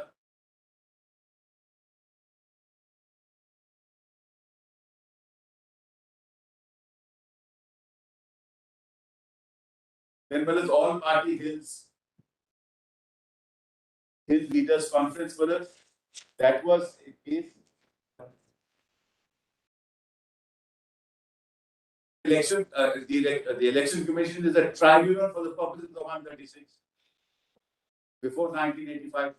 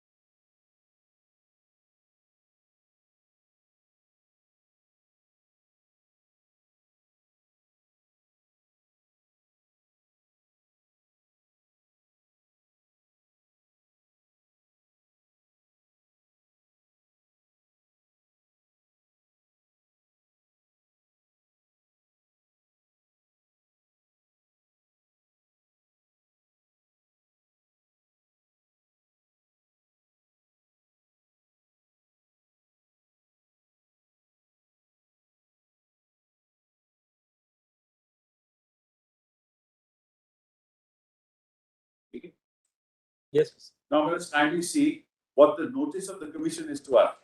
Page 701.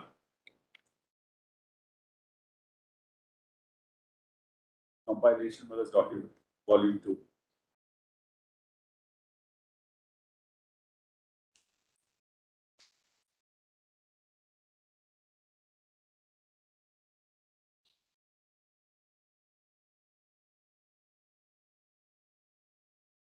Kindly see paragraph 4 on due consideration. This is their notice. You also have that? That is 701. Got it. That is document number 9. Yeah, on due consideration of the totality of information available on record to the Commission, as summarized above, the Commission is of the opinion that there are two rival groups in Shiv Sena party. So he's already assumed that there are rival groups in Shiv Sena when the whole question is whether he's a part of Shiv Sena or not.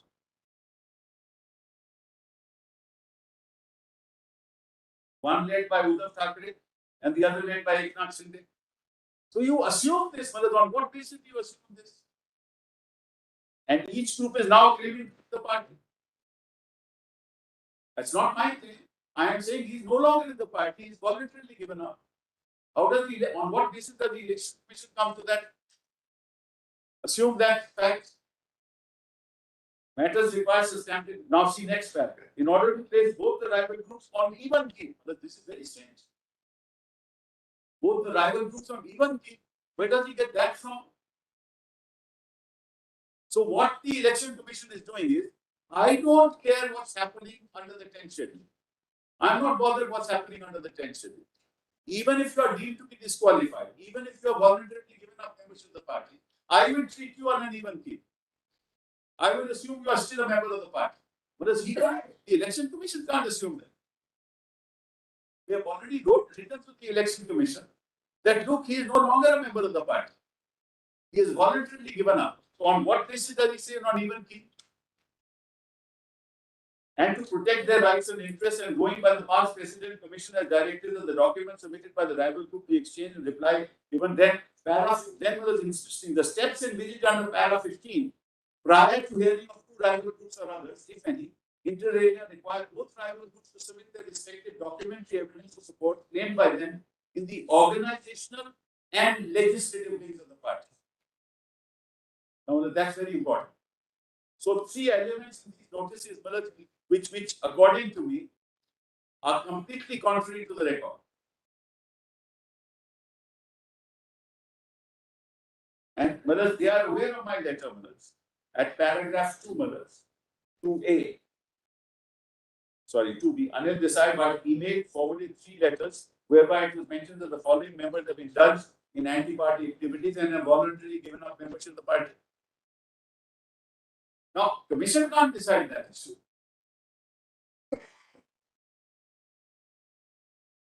So now let's go back to the last part, 702 that I was reading. Support claimed by them in organizational and legislative ways. Well, let's pause here for a minute. Just reflect on what happened. The 30th of June, they were all sitting outside. There was no organizational wing. They were in Guwahati. They were sending letters from Guwahati that I throw you out, I am the person, I am the chief whip. Gogavli is the chief whip. Your person. Where was the organization? There was no organization. There was no activity in the organization.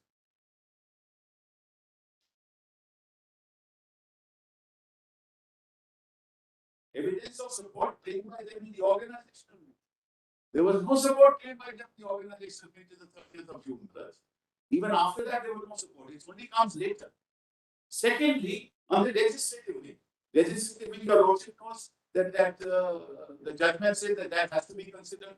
So if the legislative wing, according to us, all 40 of them are deemed to be disqualified, well, how will the election commission consider it on an even keel by virtue of proceeding under paragraph 15? The very foundation of it is lacking. You are presuming a foundation which doesn't exist. You are presuming that they are members of the Shiv Sena when they are voluntarily resigned. I have informed you about it. And you say we treat it as an even keel. Now, nobody disputes whether a big argument is made about 324. Nobody disputes that power. Who disputes the plenary power of the Election Commission? Not I. We're talking about the interrelationship between proceedings under the 10th schedule and proceedings before the Election Commission to decide on symbols when one impacts the other. And the priority is whoever started proceedings first will be given priority in terms of decision making. If it is an afterthought that after everything has happened and you have voluntarily given up membership of the party and thrown out an elected government, then you go to the Election Commission on the 19th of July and say, I am the party mother. Certainly the Election Commission can't get precedence. Now, as far as plenary power is concerned, and this is the last point I wish to make. Paragraph 15 deals with an admitted position that we are all members of the same party. That's how paragraph 15 came into existence in 1968. There was no question of 10th schedule. There was no question of defection. And what used to happen, the history of litigation in this area would have shown that every faction used to throw out membership, members of the other faction. And obviously, Election Commission could not decide those issues. So they say, okay, let both factions come in, we'll see who has the support. But that the foundation of that went away the moment the 10th schedule came. Then the question of factions didn't arise. Then the question of disqualification came. The purpose being that those who are disqualified cannot get the symbol of the party. Because they have voluntarily given up membership of the party. Otherwise, why have that? Why we have 2-1 at all? It is only a question of the legislature. Argument was this all relates to the legislature, that relates to the party. But then why have 2-1 at all?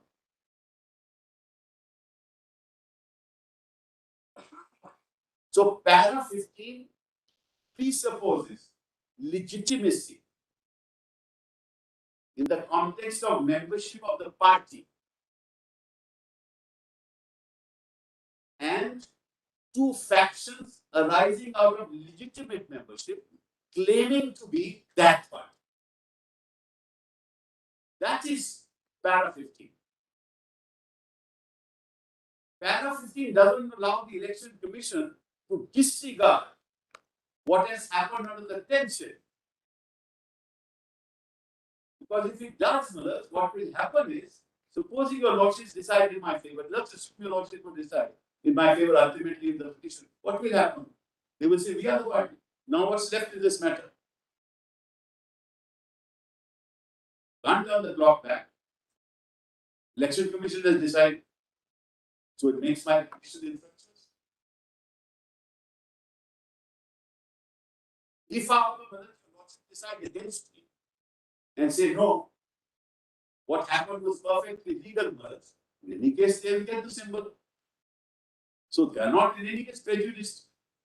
Why is it that we want this to go on today? When your lordship can decide this matter in October, here the matter decided. What is the great urgency today that this must go before the Election Commission so that he either freezes the symbol or gives it to somebody without having this matter decided, and then they say, look, my speaker is there, my speaker will decide. Well, how will the speaker decide? Because this court has said on the 29th of June that everything that has happened after 29th of June is subject to the orders of the court. Which they might have glossed over. So how will the speaker decide that issue? And then the larger question is whether when you go to the deputy speaker, that you are disqualified because we have moved a notice of removal against you, Mother. The speaker said this hasn't come from any source at all. It has come from an email that I'm not even aware of. And it is rejected. And that fact is suppressed when they come to this court. And Mother, what's interesting is this court, I'm sorry, Mother, I'm taking time. I didn't want to take too much time to watch it. But let's see what the order of the court is on the 27th. Then show me careful.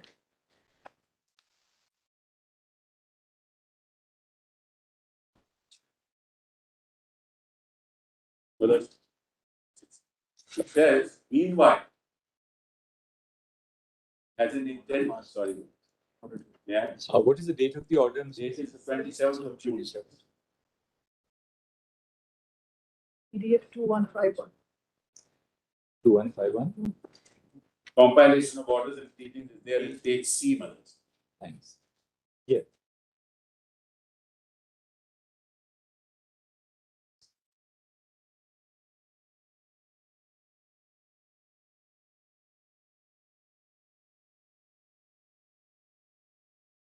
Meanwhile, as an interim measure, because it's about a few paragraphs. Yes, we've got that. On Yes, page 3. meanwhile, as an interim measure, the time granted by the Deputy Speaker of the Assembly to the petitioners or other similarly placed members of the Legislative Assembly to submit their written submissions up to today by 5:30 is extended to 12/7/2022. Correct, Malak? Now see to follow.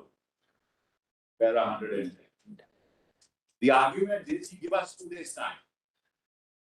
He gave us 2 days time. Natural justice. That's the argument. Therefore, this court extended. Now let's see the order. See Kyoto. Para 110. Order is in the teeth of 5 the constitutional bench of this court. Then the government was offered. Then we came to court that look, the consequences of this is the government will topple. Then the judge said on 29th, but it is all subject to what we will decide. What does Kyoto say? I read it. No need for Kyoto. In view of the limited scope of judicial review, it is available for para 6. And also having regard to the constitutional intentment of the status of the repository of the adjudicatory power, Speaker, Chairman, judicial review prior to the making of a decision by the Speaker, Chairman, and a legitimate action would not be permissible, nor would it be permissible at an interlocutory stage of the proceedings. Exception will, however, have to be made in respect of cases where disqualification or suspension is imposed during the pendency of the proceeding. And such disqualification or suspension is likely to have grave, immediate, and irreversible repercussions and consequences. There is no power to interdict the proceedings. It is only after the decision is taken that you can challenge it. That's the constitutional judgment. So where is the question of coming to court and saying you gave me only 2 days notice? Wait for the decision of the Speaker, you challenge it. The result was, because the court extended it for X number of days, the government offered. And then we came to court and said, we said, in fact, I remember I had told the court that this is what's going to happen tomorrow, which is simple, why do you worry? We have passed an order saying everything is subject. Now they are saying it doesn't matter. And what is this inner party democracy? I have not understood. Inner party democracy in the context of 10th schedule means what? That you can topple any government you want to topple by joining hands with the opposition. It has no difference. It makes no difference. Inner party democracy is in the context where you are continuing to be a member of the party, not doing anti-party activity, and air your grievances within the forum of the party. Inner party democracy doesn't mean that you violate the 10th schedule and say I have the right to violate it, and this is inner party democracy that's been given up.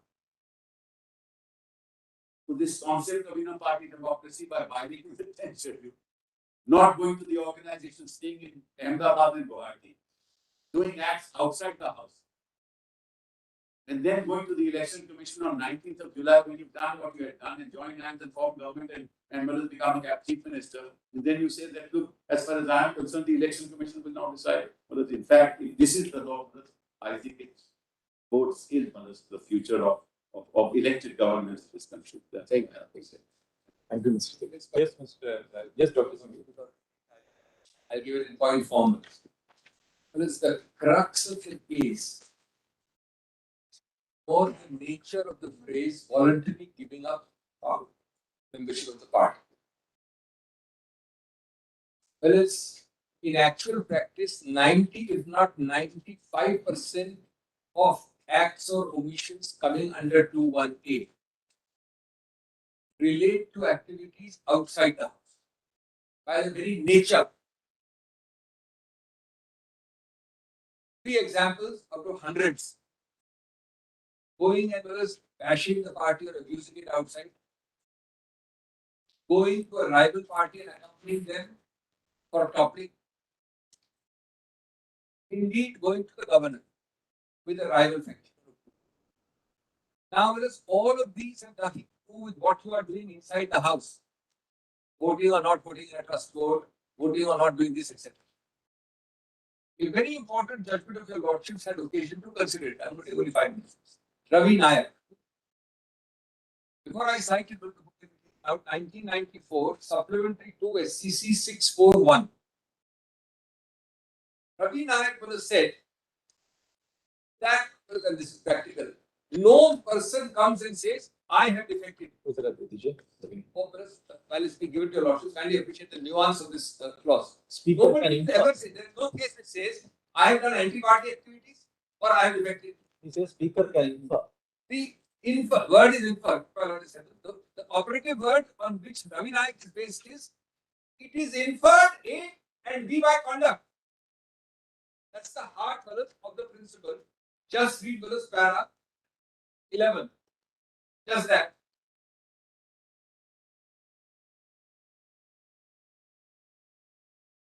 Now, this I will read to save time from the middle. All of 11 is important, but just read that middle paragraph.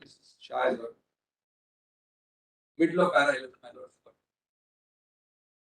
The said paragraph provides for disqualification of a member, they are talking of 2 of a house belonging to a political party, if he has voluntarily given up his membership of such political party, unquote. The words voluntarily given up his membership are not synonymous with resignation and have a wider connotation. Now, kindly read this. This is what I am relying on, but it's coming now. A person may voluntarily give up his membership of a political party, even though he has not tendered his resignation from the membership of that party. Even in the absence of a formal resignation from membership, and inference, the operative word, can be drawn from the conduct, that's the second operative word, conduct, of a member that he has voluntarily given up membership of the political party to which he belongs. Now, fellas, if this is the law, then your lordship's fellas has to consider, and not your lordship's fellas, the persona designata exclusively constitutionally entrusted with this power is one person, the speaker. That persona designata will have to consider no one else. Hey, Manus, what you did in Surat, what you did in Guwahati, what you did outside, good, bad, or indifferent, what you did with the governor, is directly Ravi Nayak. An inference can be drawn that you gave up. Now, if you gave up, then how do you operate clause 15 on the assumption that this is one faction of the party, this is another faction of the party? So, complete conceptual contradiction is my point number 1. And Melissa, that is what is happening. Point number 2, Melissa, your lordship may kindly read again to save time, I will not read it. The 4th of August 22 order of this honorable court. The last 4 lines, and we all appeared in this, was based on a clear understanding at that time by that honorable bench that the election commission would not proceed. And the last 4 lines of that read like this. According to the learned senior counsel, that is Mr. Tata, it says so. The proceedings will take some time as voluminous evidence is usually submitted by the parties which must be considered by the EC. The learned senior counsel therefore states that no orders may need to be passed by this court interdicting proceedings before the election commission. In these circumstances, we grant liberty to the petitioner to file an application before the EC for seeking time. Such applications are filed 3 times. Time was given with consent. There is no formal order, no doubt, but this is endured from the 3rd week of July till today as we speak in October. September. That is point number 2. Point number 3 is what is the balance of convenience clearly endured for further 1 month. If this is endured already, it does not at all cause them irreversible. However, your lordships not protecting us causes us irreversible. That's point number 3. This point number 4. This ground of IA,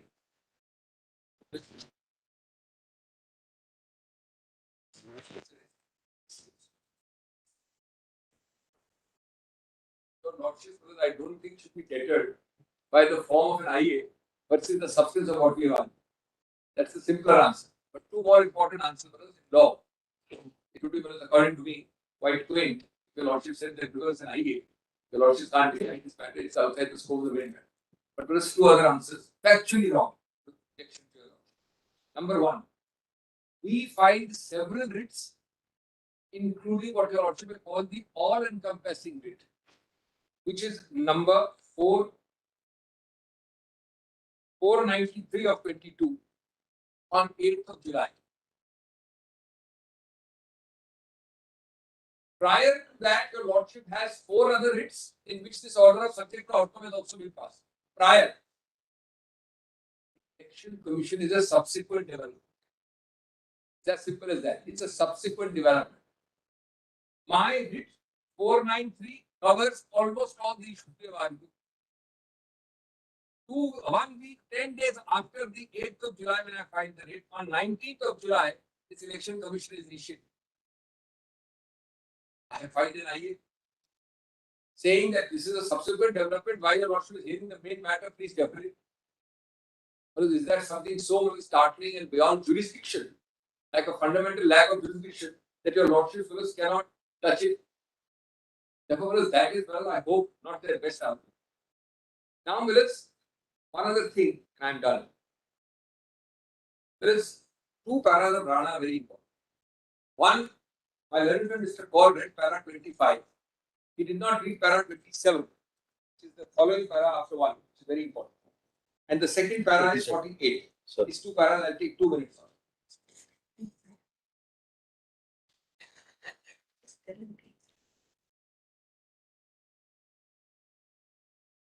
My learned friend Mr. Kaur read the sentence to be very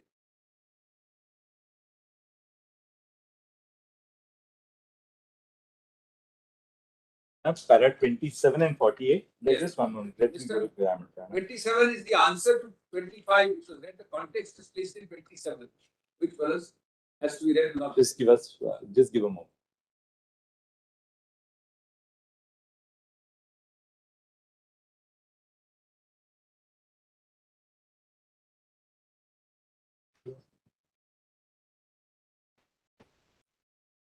Page 192, right? Yes. So my learned friend read para 25 and he read this sentence actually, virtually the sentence alone. Para classical C. The power to recognize a separate group in Parliament or Assembly may rest with the Speaker on the basis of the rules of business of the House. But that is different from saying that the power is available to him under the 10th schedule to the Constitution, independent of a claim, independent of a claim being determined by him that a member or number of members had incurred disqualification by defection. That's a sentence Mr. Kaur read.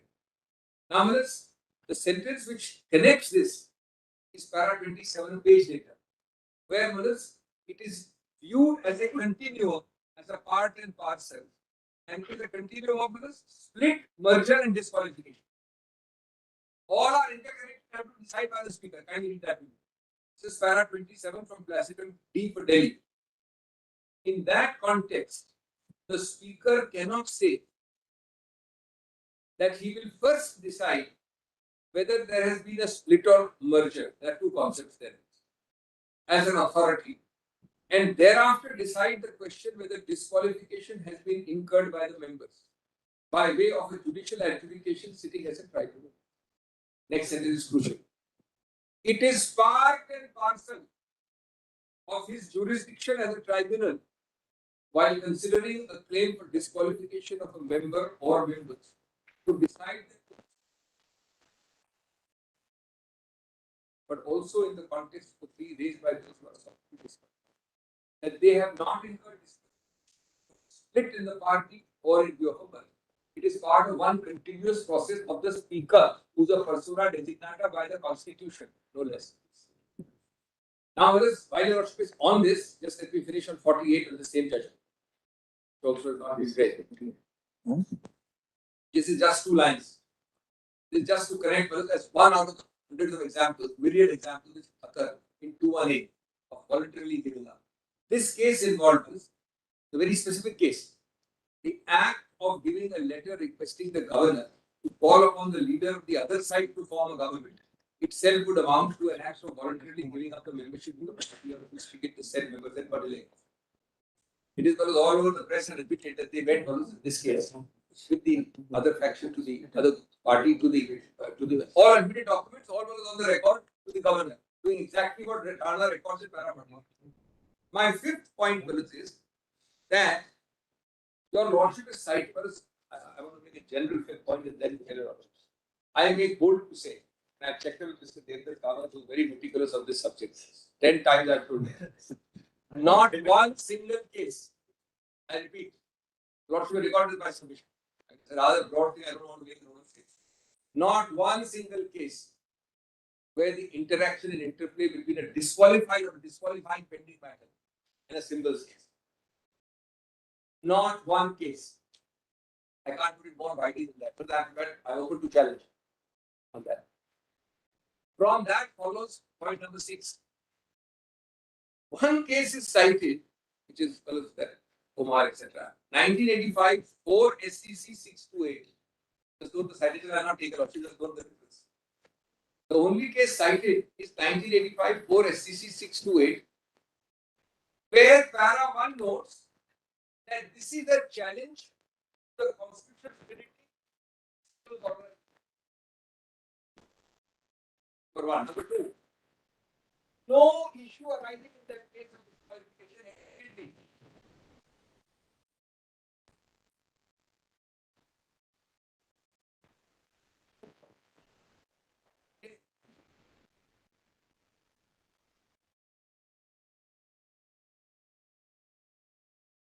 Now we have the 10th schedule. What was the 10th schedule in a descriptive manner saying now we have 10 schedules? That's para 10. That one para becomes the springboard, erroneously and wrongly, of citing that case, suggesting that there is an interaction between the symbols jurisdiction and disqualification. Nothing whatsoever. It's a completely inapplicable and irrelevant citation for this subject. Well, may I end by saying, apart from thanking a lot for giving us time, that if the party, if there is, why, should we kindly go back to the origin? Why did the 10th schedule use 2 broad words? Actually, this intra-house issue was the whip issue normally. Of course, it can apply beyond the house also. I'm not saying, but I'm saying that was the focus. They deliberately and consciously used a very much wider concept. That concept falls directly in this issue to be decided one way or the other by the primary persona designata, the speaker's jurisdiction. It may or may not be briefly decided later on, but because the primary direct custodian of 10th schedule is only one person. As a matter of fact, there are problems sometimes the speaker is disqualified. Then the persona designata that you start doing hunting for a deputy speaker, which is strictly not legal. And then nobody there at all, then your lordship perhaps will interview. So therefore, your lordships will not short circuit this process. And no other procedure exists for deciding how to give a voluntary membership of party except what is here in 1A, which the speaker to his best ability decides. Today, in fact, your lordship is being asked to do 2 things by the other side. A, that this be decided first by the election commission. B, what should be decided to this?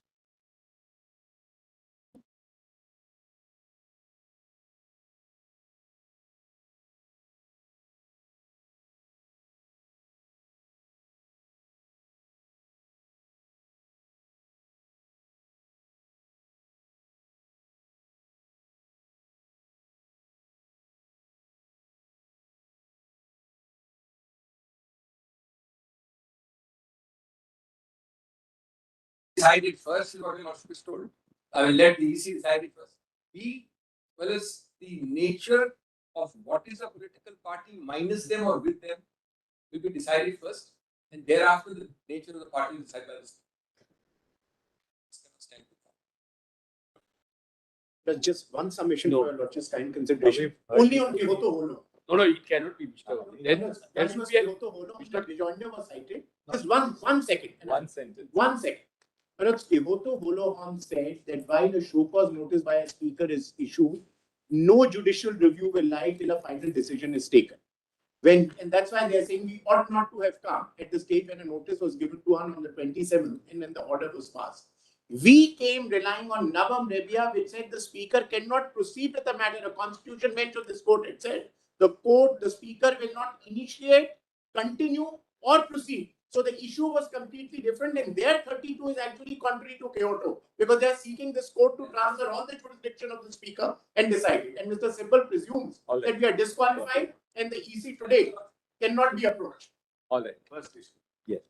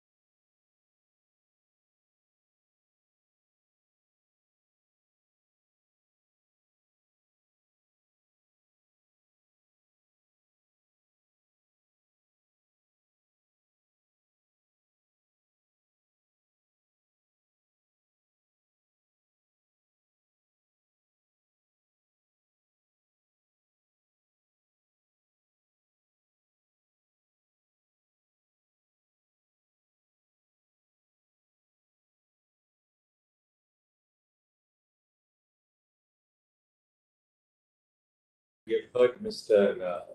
Kapil Sibal and Dr. Abhishek Singhvi, then counsel appearing on behalf of the petitioners in support of the application for stay proceedings before the Election Commission.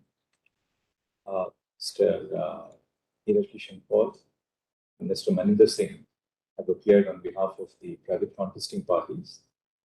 Mr. Tushar Mehta, then Solicitor General, has appeared on behalf of the Governor. Mr. Arun Detta, then Senior Counsel, has appeared on behalf of the Election Commission. Next, having heard the. Sorry? Oh, yes, Mr. J. What's it forgot me? I'm so sorry. No. Quite forgettable. No. Apologies. Having heard the Learned Council, we direct that there shall be no stay of the proceedings before the Election Commission. The IA seeking stay shall accordingly stand dismissed. Very grateful. Extremely grateful. Is allowed.